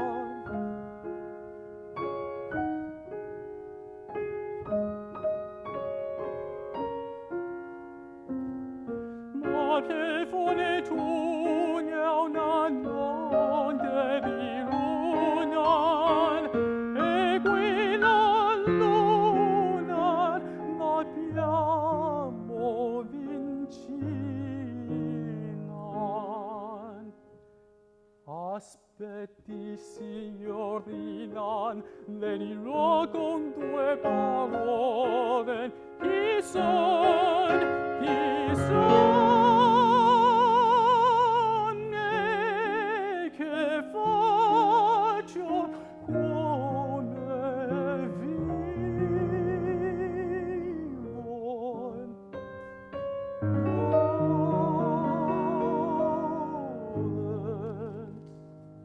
Chi son? Chi son? Son poeta, che cosa faccio? Scrivo e come vivo, vivo. In povertà mia vieta, scialona Signore, ordinime in da borden, per sognie per himenen, per cose in Maria. Lai non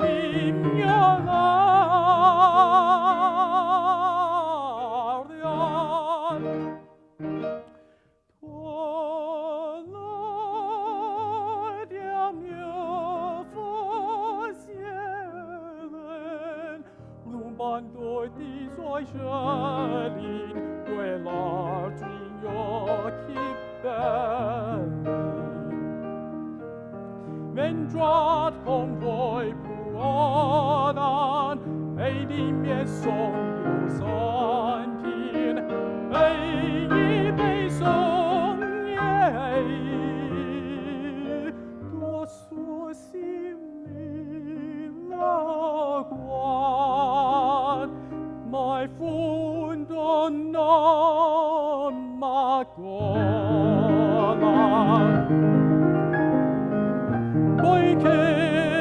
Poiché ma credo son ne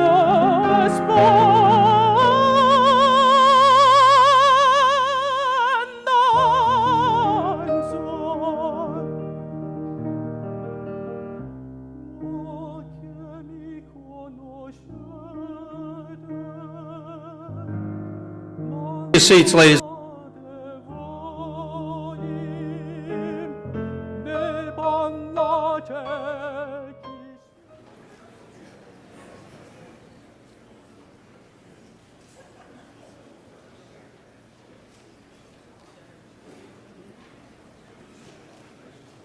Officer, do you want to move those folks out of there? Yeah, good. All right, ladies and gentlemen, Article 16, town meeting will now be in order. It's moved and seconded that $30,000 be appropriated from the Building Stabilization Fund established under Chapter 69 of the Acts of 2002 for the design of a new Veterans Memorial at the Town Hall, and further that the town manager be authorized to have oversight over the design of said project. And the chair recognizes the main proponent on this, Mr. James Johnson. Selectman Johnson. Good evening, Mr. Moderator, Board of Selectmen, Finance Committee, and fellow town meetings members.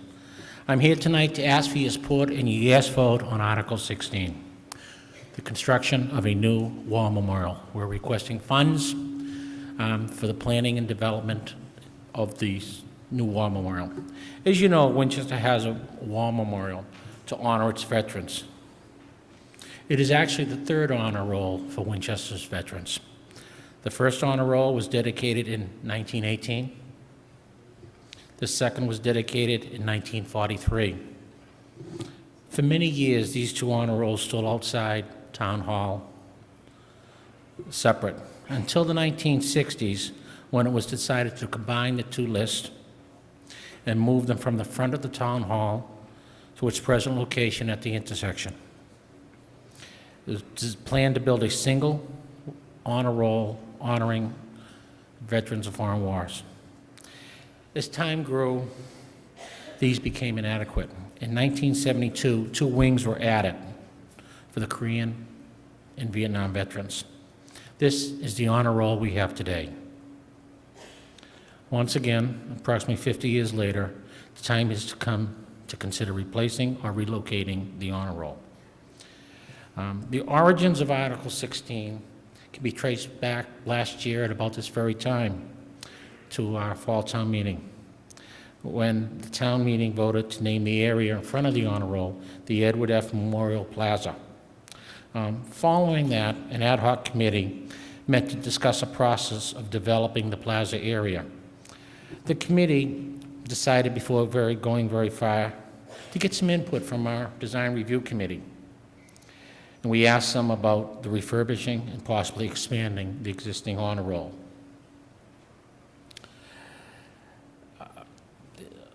The existing veterans are listed from World War II, World War I, Vietnam, and Korea. There is no additional name to list veterans from the present conflicts in the Mideast and Afghanistan. The Design Review Committee took some time, talked about it with us, mentioned that possibility of adding flagpoles for our town, state, and national flag, repaving landscape area in order to make a memorial more handicapped. The Design Review Committee also looked at other options of even replacing the honor roll. They worked with a local contractor to get a complete cost estimates and then recommended a broader scope, a new honor roll. And the committee agreed. The veterans agent, Joe Bonner, agreed. He gave us his support, and he acknowledged the poor condition of the existing honor roll. Now, you may ask, what is wrong with the existing honor roll? At face value, it looks pretty good. But take a closer look, and you will see that it is worn and inadequate. Letters are very small, old, and brittle. And like I stated earlier, it is not a memorial to all our veterans because there is no space to add names of those who have recently served or may serve in foreign conflicts. The surrounding area around the present honor roll also has problems. There is only one flagpole, and it is well used. The existing flagstones are uneven, badly spaced, and do present a walking problem. The location is problematic when loud crowds are around. Now, between the options of replacing or repairing the honor roll, the Design Review Committee and the Memorial Committee did prefer a new memorial for many reasons. A few of them were to rebuild this honor roll would be very costly, be well over $1,000, and it still doesn't solve the problems, including updating the names. According to the Design Review Committee, that would probably be only possible if the existing honor roll was completely rebuilt and enlarged. At this time, I'd like to thank the Design Review Committee and David Sturgard for all the work, effort they put into working with us. They deserve a lot of credit, and just like in the past and presently, they have helped the quality of Winchester to retain its characteristics. Although a new honor roll may be higher, the town would get much more out of it. First and foremost, a new honor roll would have expanded capacity for adding new names. The Design Review Committee will recommend brick and brownstone trim in keeping with the materials at the town hall. A bronze plaque sized with accordingly will fit all the names. In addition to relocating the new honor roll, we will also improve the area at the intersection outside of Town Hall. By opening up this intersection, we will improve visibility and make the area a little bit safer. By opening up the area, we will increase a better view of the Town Hall, thus enhancing the features of the Town Hall, which is a very historic building. And by opening up the new space that is now hidden behind the honor roll, we'll have a much larger area for gathering. Farther away from the street, with sufficient area for additional flagpoles, lighting, and seating. We also get some other hidden benefits. We will be able to hide the transformers that are presently there and partially block the parking lot. In general, we will be creating a more attractive, inviting area that will be fully handicap accessible. Now, the first phase of this project is here in front of you tonight. And it is proposed funding for $30,000 for the design, estimate cost, and construction documents. Capital Planning has requested a plan to raise some private funds, and the committee believes that we can raise approximately $50,000. We will take donations from anybody in Town Hall that'd like to offer them at any time. Capital also has Capital Committee has requested approximately $87,000 to be used probably in the spring for funding the construction of this. It is proposed that the appropriations come from the Building Stabilization Fund. This policy is used to fund building renovations and replacement and relative infrastructure costs relating to projects. I'd like to take a few minutes to think about it. I believe, and I hope you share my belief, that this is a moral obligation from us, town meeting, and the citizens of Winchester, to the men and women who have served Winchester to answer the call to serve our town, state, country. The all may appear to be just a list of names, but behind each name is a person, a family, and a part of our community. These names represent the people who defended our town and our nation and our way of life. Some of them never did return to enjoy their life.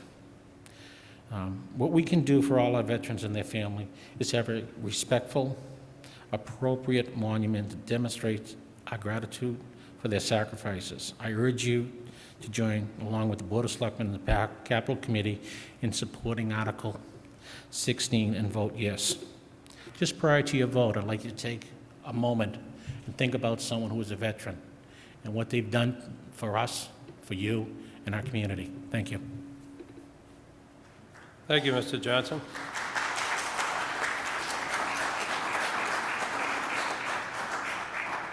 We now get a recommendation from the Finance Committee.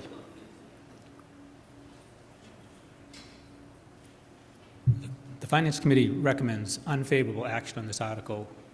We don't feel the Building Stabilization Fund is the appropriate source for these funds.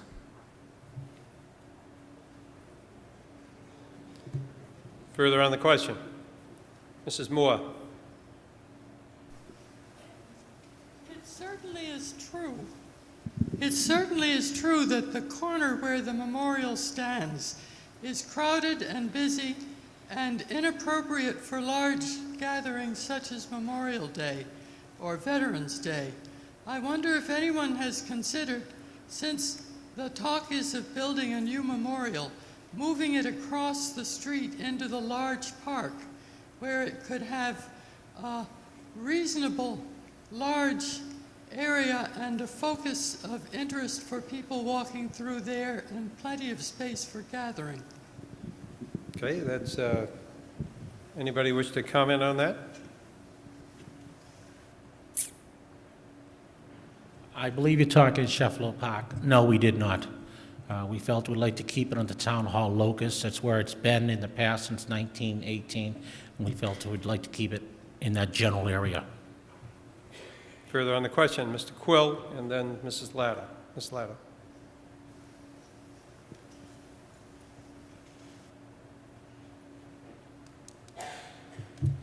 Good evening, Greg Quill, Precinct 2. I stand before you in support of this article. I am a veteran. Very soon I will retire after 20 years of service with the United States Air Force Reserve. I've served in 12 countries, 15 different states. I've served both in peacetime and wartime. On that memorial right now, I can name at least 5 families who still live here from World War II. You have the Siracos, 2 generations of Siracos on that wall. You have my Uncle Eddie who landed in Normandy. Okay? There are so many people that is built to demonstrate respect for. And I think that if you look at it, and please go and look at it, and see that it is in disrepair, the letters are falling off. There is no room for adding additional names. We really need, as a town, to get together and say thank you to the folks who served. That's all I have. Thank you very much, Mrs. Latta. Ms. Latta. Cynthia Latta.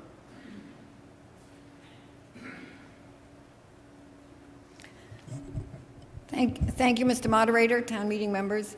And I thank you, Mr. Moderator, and Mrs. Filio for reminding town meeting of the Capital Stabilization Review Committee that was appointed last year and that I was chairperson of. And I will refer to some things that we put in that report. At this time, I am only speaking for myself, not for the committee or for any other members on that. And I thank the Finance Committee for recognizing that this is not an appropriate use of funds according to the report that we presented last spring and town meeting accepted.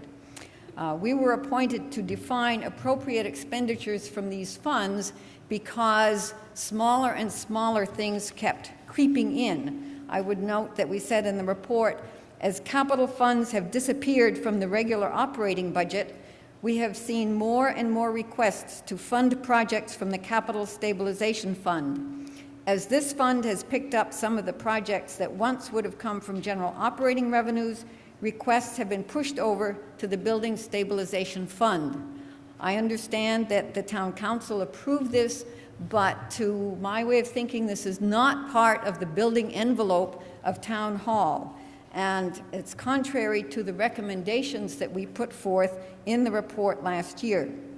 I'm concerned that if this item goes into the Building Stabilization Fund, it will be difficult to argue that anything else that might come before capital shouldn't also go in that fund. That fund, at least when I voted for it, I was voting for watertight, warm, healthy, safe buildings, not for memorials. I have no objection. I understand the desire for a new war memorial, but I think we need to find a different source of funds for it and not go into the Building Stabilization Fund and stretch the definitions the way this article appears to do. Thank you.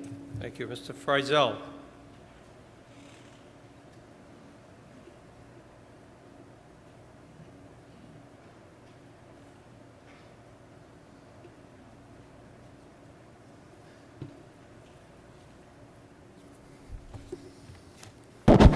Thank you, Mr. Moderator. I rise to support this article, and I support it with passion. This is not a vote this evening, I submit, about money. I think this vote on this article transcends money. This is a vote about our character. We spent a lot of time at this town meeting talking about the character of our buildings. I think it's time to talk about the character of the people of this community. This vote this evening will say a lot about who we are and what we value. I know to some this might seem to be an expenditure that's fluff, that's frivolous, that's something we don't need. We have a tight budget. But I submit to you that memorials to those who have served us in the most extreme manner, putting their life on the line for us and sacrificing their lives, there's nothing more important, and memorials do matter. I had the pleasure of serving as selectman for 6 years, and during that time period, I had the honor of marching in 12 parades that terminated at this very spot. The last time I did so, which was a year ago in the fall, just about this time of year last year, I read a series of letters from those who have suffered because of lost ones in different conflicts. I ended with this letter, and I'm going to read you a brief excerpt because to me, it really made memorials feel something personal, something important. It was written by one of our own from Massachusetts, Teresa Davis of Quincy, Massachusetts. She became a Gold Star mother on June 6 of 1968, 24 years to the date of the anniversary of D-Day, when she lost her 19-year-old son, Richard, who was a Green Beret, who was fighting in Vietnam. In 1998, after a visit to the Vietnam Memorial Wall, she wrote a letter to her son. It contained these words: "When I go to the wall, it's almost like you're there with me. Each time I run my fingers over your name on that cold granite wall, I can feel the warmth of your laughter." Memorials matter. They matter to those who have lost loved ones. We can debate the fine points of what was intended by the capital funds. I myself have looked at the matrix. I think there is room, certainly, for the interpretation, quite definitely under the override for this project under these funds, as well as you could interpret the recommendation of the town meeting committee to include major renovations of a building. This is part of the grounds of our town hall. The most important building and the most important grounds in the town of Winchester. It's a statement of who we are in this community. You could not find a better place. But this vote is not only about memorials and how important they are and what it says about our character. It also says something about the respect we have for that ground that is named for Ed O'Connell, an outstanding citizen of this community, a veteran. I always had a great deal of respect for Ed, but but I grew to respect Ed even more with each passing parade. Regardless of the weather, regardless of Ed's own personal health, he stood there every single time. And he always did that for one reason. It wasn't about Ed. It was that Ed wanted all of us to never forget those who have fallen in the line of duty. Well, this evening, let's do our duty for them.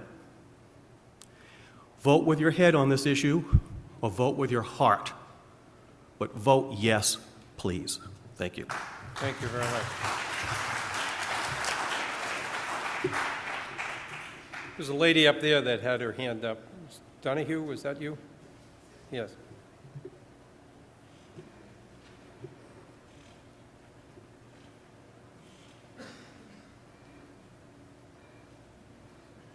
And then there was a gentleman in the end of this row, way up back.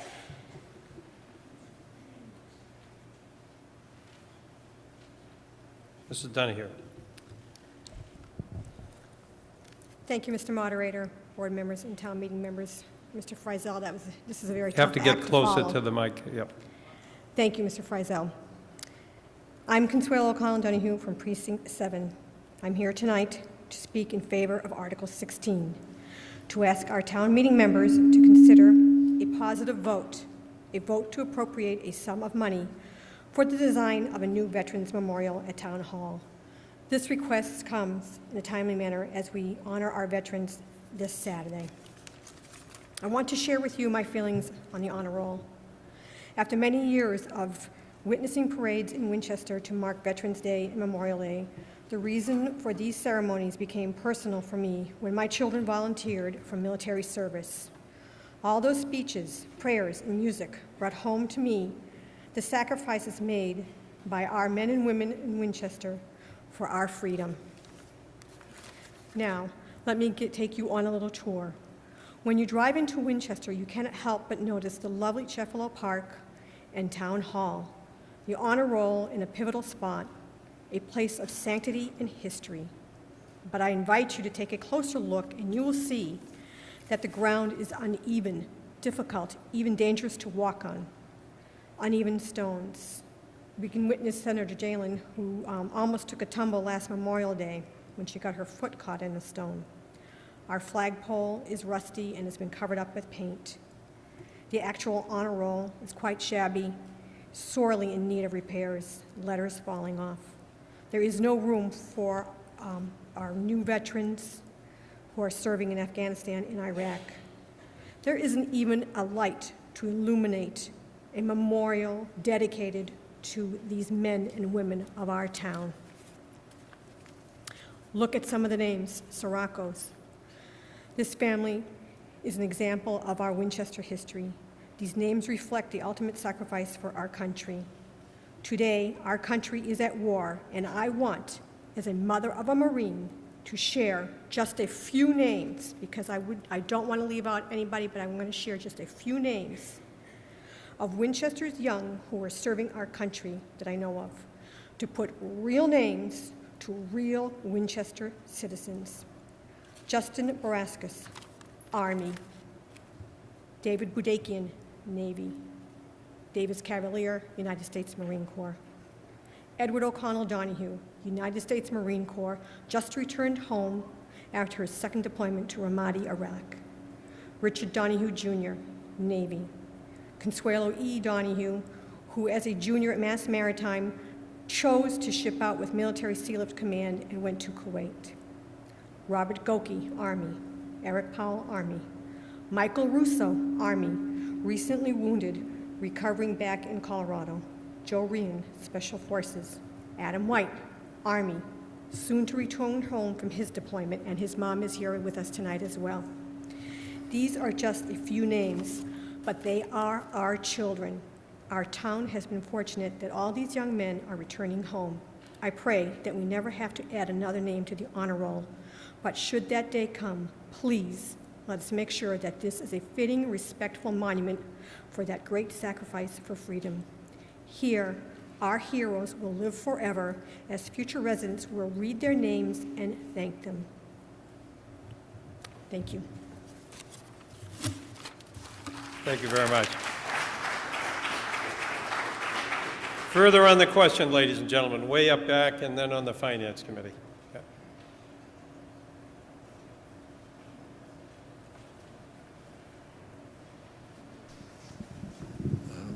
Thank you.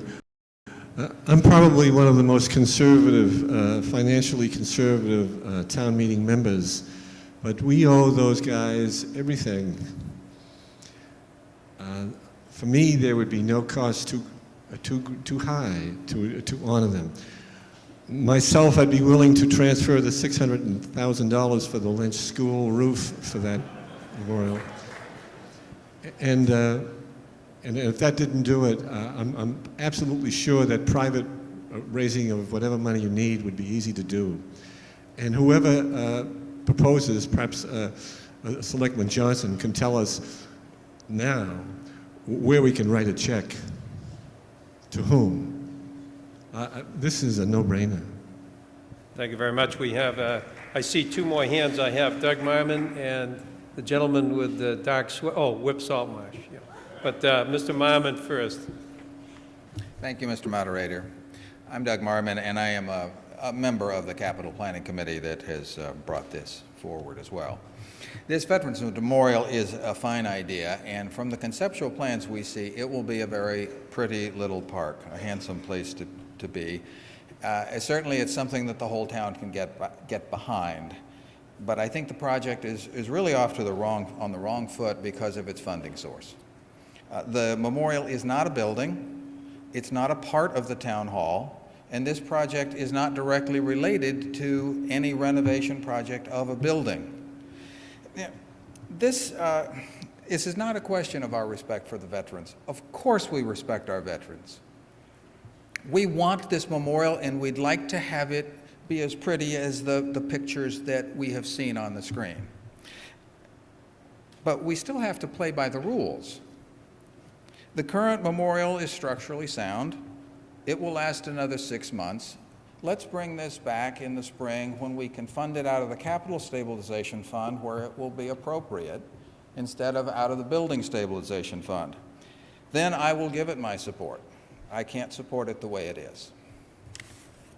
Mr. Saltmarsh. Then Mr. Giller.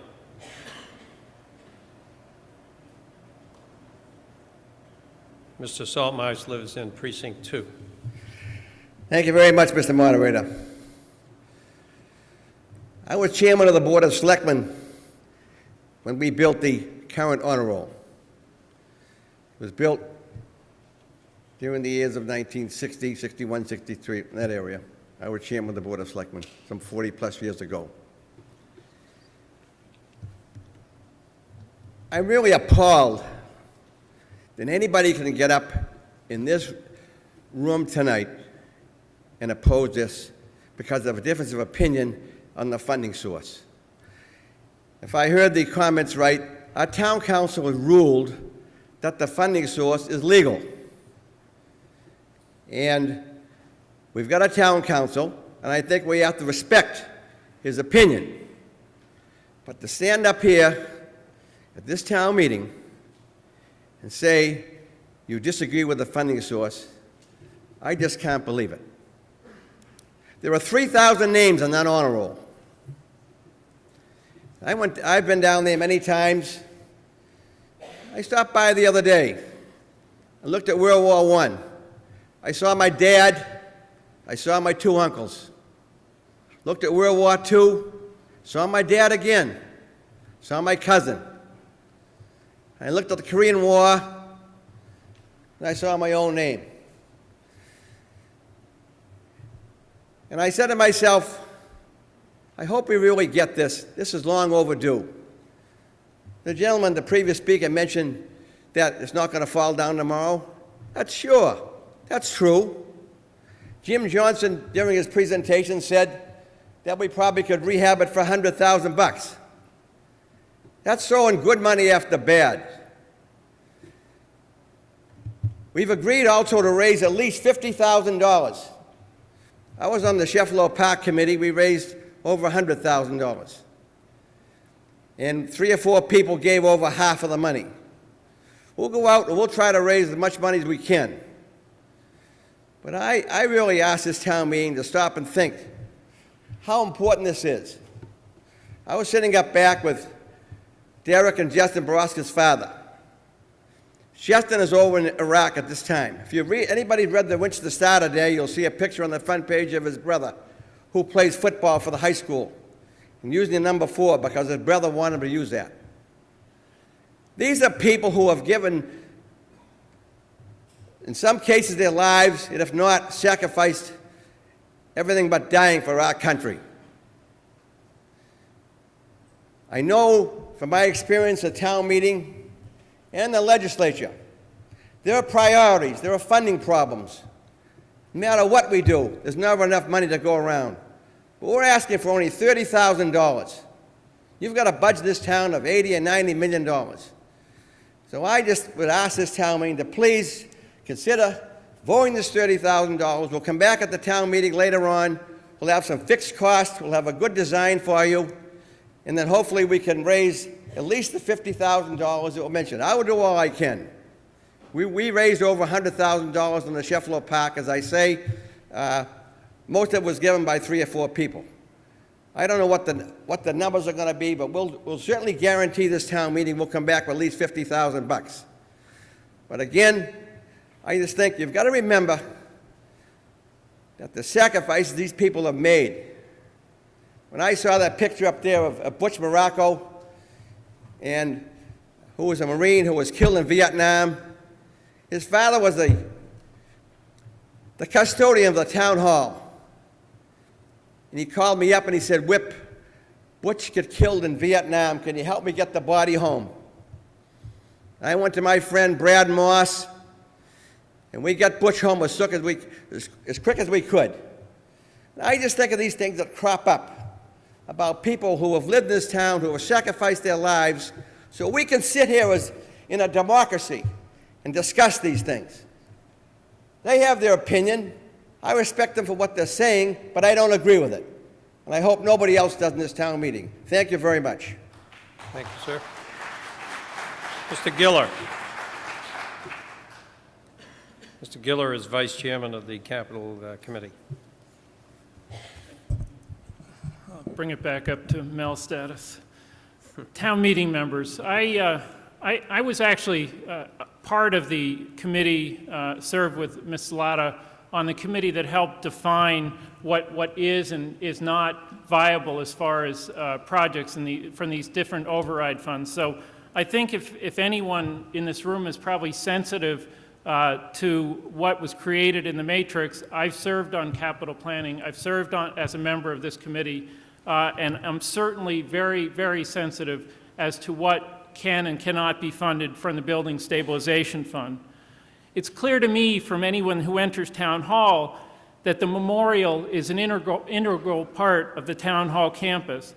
And doing work on areas around a municipal building or school building is not unique in any of our recent projects. Our latest project, which was the Ambrose School project, we did work on the playgrounds as well as rebuilding the playfield at the time that we took on the school, all of which was financed from the Building Stabilization Fund. Last fall, Capital Planning asked town meeting for money to study the envelope of Town Hall.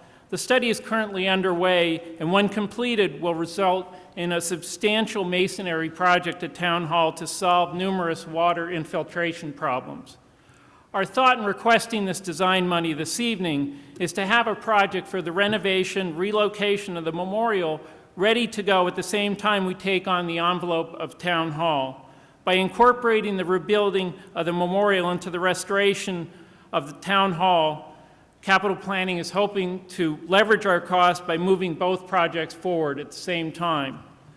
In conclusion, I would just like to say that although this project was brought forward by the Board of Selectmen, Capital Planning believes that the restoration of the Veterans Memorial area is no less important than properly maintaining and preserving Town Hall itself. I ask for your support in this article. Thank you.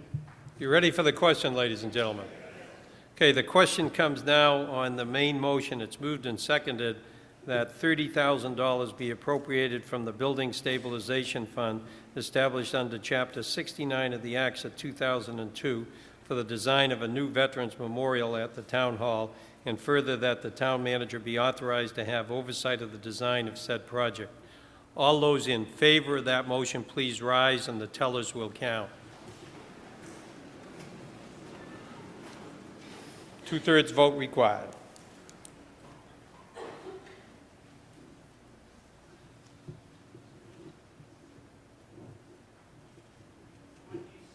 $27.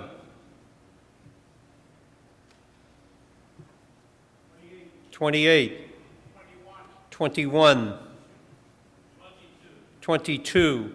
All those opposed, please rise and the tellers will count.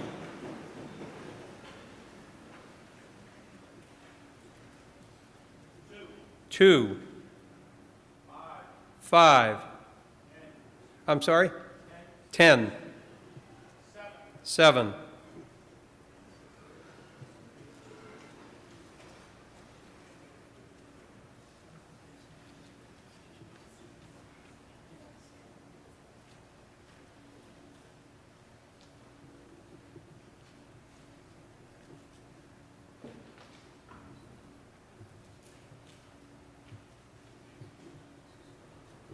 98 having voted in the affirmative, 24 in the negative, a total of 122 votes, 82 required for passage. The motion passes.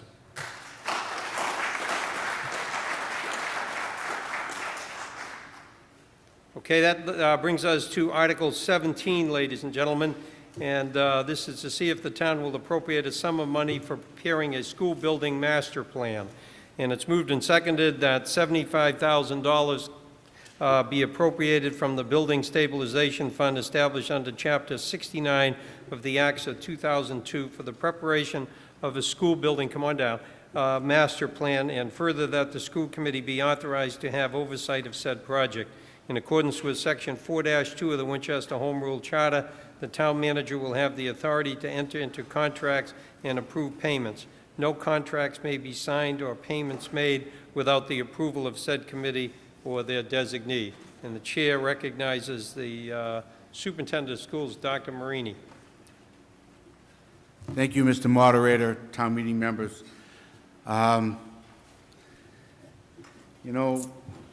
Winchester has had an excellent building plan in place.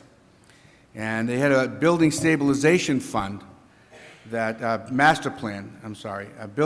facilities master plan that was developed in 1997. That plan set the roadmap for its construction projects relative to the schools, and they followed along with that. In 2000, McCall, and you know this, 2002, the Lincoln School, 2002, the stabilization fund was voted in through the override, and that helped get the Ambrose project moving. Ambrose opened in 2005, last fall, and immediately with the EFPBC, we were going forward with plans for the next elementary school.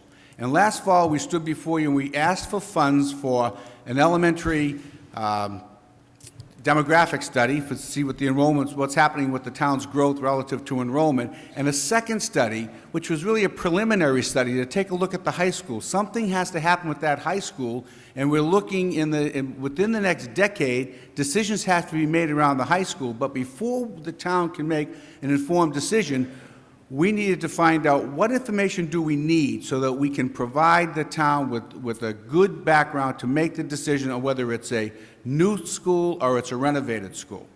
Those funds were forwarded, and we went ahead and we did those studies. We got the demographic study back. It told us we knew that the enrollment has been growing over 10% in the last 5 years. It's projected now to grow another 8 to 10% in the next 5 years. The elementary schools, you've heard this a zillion times, we're essentially out of space. There's one classroom available, and that's at the Vincent Owen School. Of course, there are a number of portable classrooms attached to the Vincent Owen School.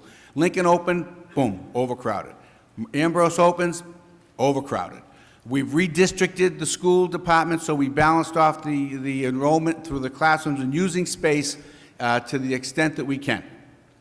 So we are now looking at enrollment that's growing and growing and growing, and we are just about topped out on our classroom space, but we were looking at what are we going to do. We had intended, and by the way, we got the high school study stuff done as well, and we know what studies we need in order to make those decisions. We're actually ready to go. I had expected to be here tonight asking you to fund design money for the next elementary school. We had expected to make that decision in the summer, working with the FPBC, with the school committee, come to the town meeting, get funding for design money, and go full steam ahead on the next elementary school, because in fact, even if we were on track, we are going to run out of classroom space before the next building is expanded or knocked down and rebuilt. The thing, though, is if we knew we were on track with building, we would know how long we would need temporary space. If it's for a short period of time, we can make do. We can find some alternatives that for the long term would not be very acceptable, but for the short term, we could make do. However, the state has changed its reimbursement program. The old school building assistance program, which was funded on the DOE, is no longer in existence. That's been taken totally out of existence. There's a new funding mechanism in place under the Treasurer's Office called the Mass School Building Assistance Program, and it comes out of the state. There we go. Massachusetts School Building Authority, and it comes out of the Treasurer's Office. They published their draft regulations in May of '06. And they got some public feedback, and then they published their final regulations in September. I'm not going to go through the regulations, but I have the details of the regulations. If anybody's interested in reading them, believe it or not, they're an interesting read. I know, it's tough to say. The important thing here, and I will cover this succinctly, and I'll ask Bob Deering from EFPBC to help me if I get myself in trouble. The important thing here with the School Building Authority, there's been a moratorium on building. Ambrose was just able to get under the wire, and so Ambrose is done. But across the state, there's been a moratorium on school buildings. Cities and towns were willing to spend their own money and do their buildings, and some schools have had to do that. Some cities and towns have had to do that. The way it works now is you have to submit a statement of interest. The statement of interest basically says to the state, these are the school buildings that we think we have to pay attention to, and we say for the next 10 years. In order for that to go forward, the Board of Selectmen had to vote to allow the superintendent to submit those statements. The school committee had to vote. Those votes have taken place. Those statements of interest have been drawn up. They've been submitted to the department, and we've actually met with representatives from the authority. Their timeline is this. They will not make any decisions. They won't even entertain any thoughts around these statements of interest until July of '07. That's when those are due. Ours are already in, but they're due in July of '07 across the entire state. And then they're going to evaluate them. And then when we get to December, they are going to make a decision. In December '07 or January '08, they will make a decision on which projects will be funded. We do not believe Winchester will make it into the first round. If we don't make it into the first round, we have to wait to the second round. Let me show you briefly the difference in the two programs. I hope you can read that. I'll do this quickly. Under the old SBAB program, essentially, if your project met the guidelines, funding was automatic. You could go ahead with your project, get your design, get your architects, do all of that, get the town to vote for the funding for it, go full steam ahead, get in line, and you would be reimbursed when the state had the money to reimburse you. This new program, by the way, is designed to be much better, and hopefully it will be. This transition piece is killing us. The reimbursement rates went from 50 to 90%, depending on the demographics of the town, but the payment was delayed pending when the state had the money. But what was necessary is you had to have a master plan. Nothing could happen without a master plan. Under the new regs, it's under the Treasurer's Office. And the difference, a major difference, is no guarantee that your project will be funded even if it meets the standard, because there's a limited amount of money. This year there'll be $500 million for the entire state. Remember, there's been a backlog of 3 years. Everybody's vying to have their projects done. The state has a limited amount of money. That's why we don't think we're going to make it into the first round. And the state then, you don't get in line. People get, some projects get approved. If your project is not approved, you go back and it goes through the whole process all over again. The whole point is to avoid this queue lining up that encumbers the state with all kinds of backlogs. The reimbursement rate has dropped, goes to 40 to 80%. However, the payments to the cities and towns will be on a basically as-you-go basis, so that there's $500 million up front. These projects get approved. They will be paid as they go along, and I'm not going to bore you with the details. You can figure that out. You must have a master plan. No master plan, no reimbursement, even if you qualify for reimbursement. Without the master plan, you will not get a reimbursement. I put the website, if you want to go on the web and look at these regulations. It's not very good reading, but you can go look. I think it's okay. The other problem that Winchester is really dealing with here, it's not just the elementary schools. Bad enough if the elementary schools are teeming and bursting at the seams, but we have the middle school. Middle school that someone said earlier was built for 800 students. We're at 880 this year. We're well on our way to 990 students. I'm meeting with Vandy French on a regular basis. He has a committee going. These students, we need to find a way of housing these students. The high school, over 1,100, well on its way to 1,250. The master plan is designed to map out how will Winchester house its students K to 12, pre-K to 12, for the education of the kids here. And we're reaching a crisis point. What does all of this mean for Winchester? As succinctly as I can say it, this is what I think is going on. The state has changed its rules. No question about that. And the Winchester, very thoughtful, planned building program is knocked way off track. We're out of the ballpark with the planned building program that was in place. And our enrollments are outpacing capacity beyond our most aggressive projections. So the bottom line is we need a plan, we need a new plan, we need it now. Without that plan, we don't have any hope of reimbursement. And if we don't get reimbursement, we still need a plan. We still have to house these students. So what this master plan will do will also develop alternative ways of housing students in Winchester, whether or not reimbursement is with us from the front end of it. In other words, those students are coming. If the state's way behind, we still have to house these students. So we have to have a master plan for the town to be able to see and vote and approve that shows a thoughtful way of housing the students. We do not think this is a short-term problem. We could probably squeeze a little for a short-term problem. We think this is a long-term problem that needs to have a thoughtful solution. The only way we're going to get to that is to have a master plan that maps K to 12, and not just potentially a new school, but the Lynch School, which was mentioned a while ago, can't wait 15 years in order to have some work done to it. The Morocco School can't wait 15 years. The VO cannot wait 15 years. We need a master plan that helps the town figure out how are we going to deal with our buildings, how are we going to house our students. We have an obligation to do that, and the state's pressing us. The master plan's what's doing it. So I'm here not to ask for design money, but to ask to please support this motion. Thank you very much. Perfect timing. May we have a recommendation from the Finance Committee, please?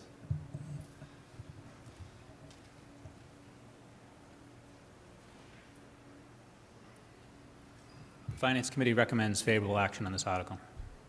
Further on the question. Are you ready for the question, ladies and gentlemen? 2/3 vote required. All those in favor, please say aye. Aye. Opposed? The ayes have it and motion carries. Thank you very much. Obviously more than the 2/3. Okay, ladies and gentlemen, we have one more article, and we have got a phone call from the missing chairman. Apparently, the latest phone call I had was that the game was late. Pardon? The game was late starting, and at the half it was tied, and they're still there. So we haven't heard, we know only one thing, they won't be here. And so we all wish them well. So we'll finish up the next article, and then we'll be done for the evening to meet in the same place at 7:30 on next Monday. And it's Article 18. It's moved and seconded that $500,000 is appropriated for restoring the landfill cap and related assessment work and the repair, rehabilitation of the conveyor belt at the town's transfer station, and engineering costs for plans and specs for the new recycling center, and that to meet this appropriation, the treasurer, with the approval of the Board of Selectmen, is authorized to borrow $500,000 under General Law, Chapter 44, or any other enabling authority, and further, the town manager is authorized to have oversight of said payment. Mr. Berman. Thank you, Mr. Moderator. Before I present Article 18, I need to share with you just a brief history of the transfer station site. 3 years ago, under the leadership of then Selectman Carl Friesel, the Selectmen's Solid Waste Committee began to consider the future of the transfer station and how we handle solid waste. We began to look at this because we were coming to the end of the Neswick contract. Until the 1970s, Winchester burned trash in its incinerator and buried the resulting ash in the landfill on the current site. In 1978, according to certain town employees, according to George Nowell, and certain fragmentary paperwork, the site was properly capped. However, when the town began to interact with the state DEP, neither the town files nor the state files could provide sufficient documentation to prove that this work was properly completed or certified. In the absence of such proof, two consequences faced the town. First, we were precluded from doing any work or construction to improve the facility. This has restrained our plans to make the facility more user-friendly and to increase recycling. Second, we faced the daunting possibility of a large contingent liability if DEP were to have required us to restore the cap that we said was there to 2006 or 2005 standards. Our argument was we capped it properly in 1978. If any restoration needs to take place, we want to be held to the 1978 standard. We spent over $50,000 of town funds. We've been up there, we've done testing, we've tested the water in the Abidjana, we've tested the site, we've dug pits, we've investigated the entire site, and we submitted our findings to the DEP. And the really good news here tonight is that DEP recently issued a letter to us saying that it was in fact capped, but that over the years, certain portions of the cap have been disturbed, most particularly in the area where we do composting and where we have front-end loaders working, we bring in heavy equipment periodically. And that area, those areas in the entire cap, has to be restored, but to 1978 standards.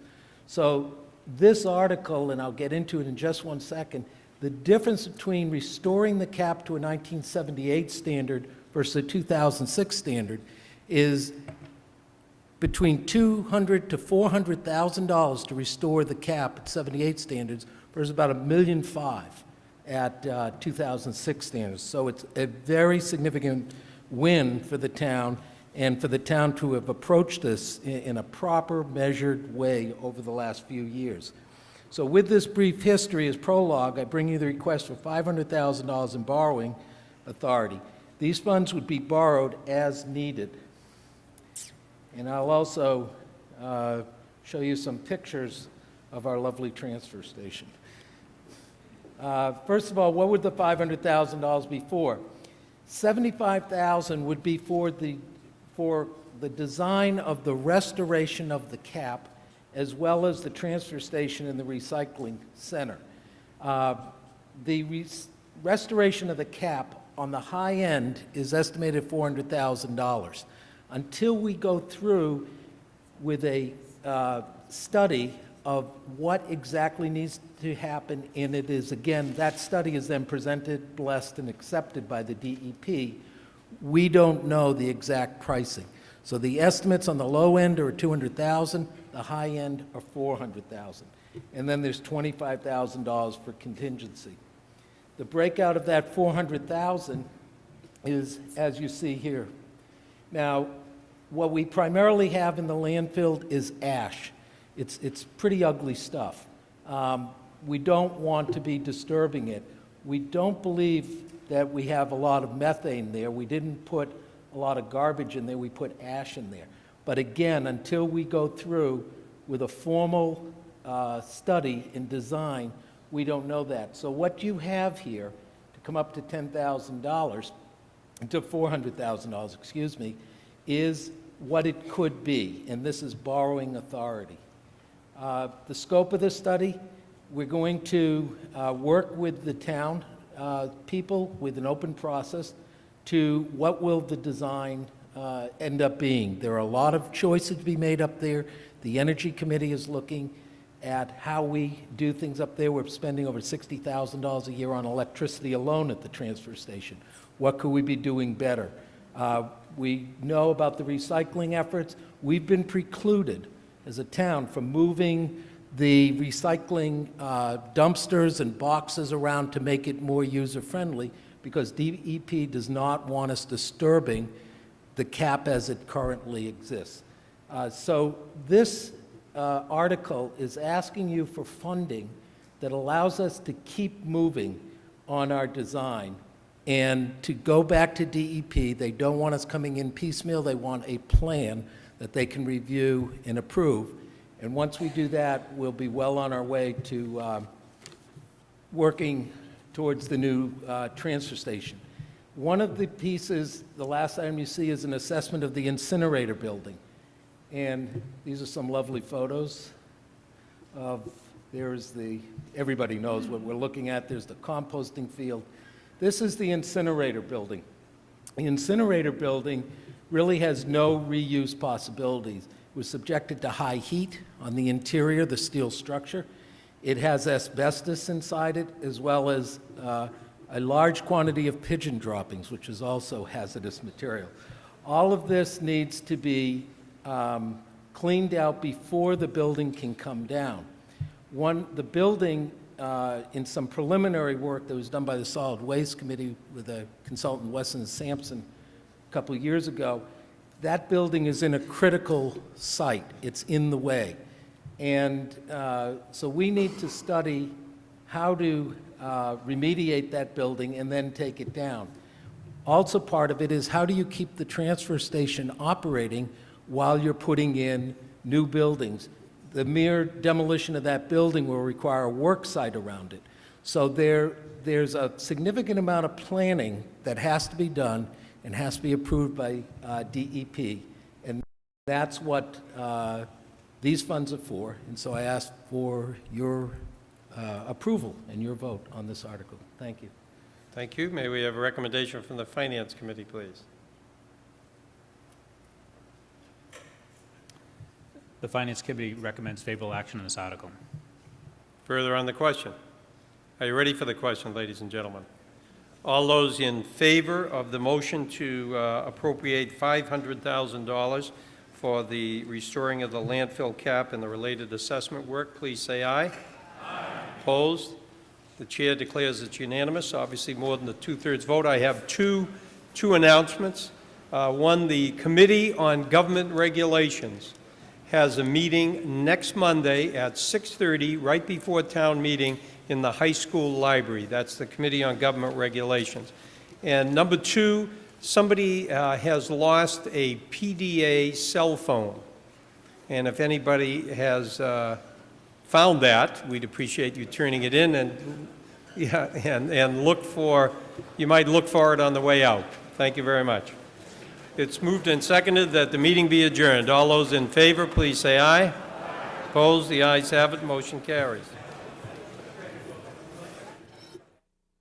And we're getting out a bit early tonight. Thank you for joining us. If you've just come in, this is the second session of Winchester's Fall Town Meeting. Let's review what has happened tonight. If you were watching Monday, we got through Article 5. Articles 6, 7, 8, 9, and 11 were postponed for various reasons. 8 and 11 were supposed to be later on tonight, but have been now postponed till Monday. Article 10 was the first one up for consideration. It passed. It was $170,689 as a supplemental school budget.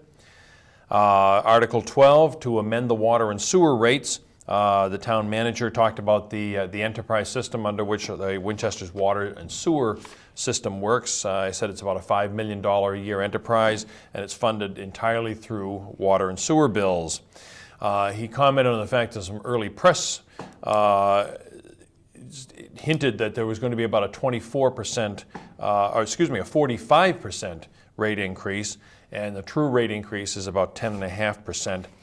He said that would represent about $58 per year on the average household in Winchester. That article passed. Article 13 was a capital planning, passing the capital planning, the plan that the Capital Planning Committee had submitted for fiscal year 2008 at about $3 million. Helen Filio, the chairman of that committee, said they were very proud of the projects they've completed since the town in 2002 voted for an override and to permanently set aside funds from that override every year into a building and a capital stabilization funds. She said they are waiting for a school master plan and the state funding that might come along with that master plan. That article was passed. Again, that was just receiving the report and putting it on file. Article 14, to install a new roof at Lynch School for the amount of $600,000, passed by a vote of 139 to 3. Article 15, to remove asbestos from the Lynch boiler room and the area over the sleeping areas in the fire station, also passed by a vote of 138 to 5. Coming back after the recess, Article 16 was the first article to be considered, and that was an appropriation of $30,000 request by the Board of Selectmen for $30,000 from the Capital Building Stabilization Fund for a design for a new war memorial outside Town Hall. The proponent, main proponent for that was Selectman Jim Johnson. He gave a brief history of the memorial. He said the current one was built about 50 years ago and contains names of veterans from World War I, World War II, Vietnam, and Korea. But he also said there is no room for any more names from the current conflicts. He says the memorial is currently worn, the letters are old and brittle, the flagstones are uneven, and the flagpole is in poor shape. He said a redesign would improve the visibility of the memorial and the appearance. He said the committee was hoping to raise about $50,000 in private funds to supplement the town's expenses. Cynthia Latta got up and said that she felt that things were creeping, in her words, creeping into the Building Stabilization Fund, and this was not an appropriate use for those, either Capital Stabilization Fund or Building Stabilization Funds. Carl Frizel, former selectman, gave an impassioned plea for support. He says appropriate memorial says something about our character and the character of Ed O'Connell, over which the area is named. Doug Marmon from the Finance Committee said in his rebuttal it was not a question of respect. Of course, the town respects the sacrifice of the veterans, but he also said the town needs to play by the rules, and he suggested this be held until spring, and he could not support it. Former Representative Whip Saltmarsh got up and made an emotional appeal, and he said he couldn't believe, in his words, that people were opposed to an appropriate memorial for veterans. David Giller wrapped up the debate on it. He said he was very sensitive to what can be funded after having served on these capital committees, and he said that he felt that it was an appropriate use for capital and building stabilization funds, and he said the Capital Planning Committee supported it. With that support, the article for $30,000 for the veterans for design study at the Veterans Memorial was passed by a vote of 98 to 24. The honor roll, I think, should be the appropriate, new Veterans Memorial honor roll. Okay, and Article 17 up next. Request for $75,000 from the Building Stabilization Fund to fund a new school master plan. We heard from Dr. James Marini, the superintendent, who said that the schools are out of space and need a plan. He said Ambrose, just opened last spring, is already overcrowded. The state He commented on the state programs for reimbursement. The state has changed them. That right now there's a moratorium on funding, but a new program may resume. And he said, beginning in January 2008, the state will make some funding decisions. But he said, despite the fact we won't make the first cut on it to get 40 to 80% reimbursement, the state requires a master plan, and there will be no hope of any reimbursement without a master plan. Town meeting must have taken him at his word because it passed that on a voice vote. And the last article tonight, Article 18, a request to borrow $500,000 to repair the landfill cap at the transfer station, also repair the belt, and fund a design for a new transfer and recycling station. We heard from Roger Berman to say that, commenting on the cap that's currently there, he says that cap covers the ash that was deposited there for the years that the incinerator building that still stands there was depositing ash there. He says it's pretty nasty stuff. It was capped in 1978. However, the necessary documentation to prove to the state that it was properly capped has not been found. So there was apparently a negotiating with the state that the town was worried it was going to have to be brought up to 2006 standards, which would have been over another $1 million over what the standards were in 1978. So they felt that the $500,000 should be more than adequate to repair the existing cap. In fact, he said $400,000 should be the worst case, and the rest of the money would go for design of a new transfer station, and they are looking forward to demolishing the building that's currently on the site. Article 18 also passed. So just a quick recap. Articles 10, if you're keeping track, Articles 10, 12, 13, 14, 15, 16, 17, and 18 all passed tonight. Pretty quick session. We're out early. Next session of town meeting is right here next Monday at 7:30. We want to remind you once again, if you have not heard, and this will be up on our bulletin board, but we are upgrading some of the components in our studio here. And that during that upgrade process next week, we will not be able to bring you any recorded programs. Our live programs will continue to be broadcast. Town meeting will be broadcast on Monday and possibly Thursday. Selectmen's meetings, school committee meetings, anything that's live will continue to be on the air, but there will be no pre-recorded programming just for next week as we upgrade to a new and better studio for you. So with that, that wraps up this session of the second session of Winchester's Fall Town Meeting. I'm Alan Iden. For all of us here at the staff of WinCam, I want to thank you for joining us. Have a great night.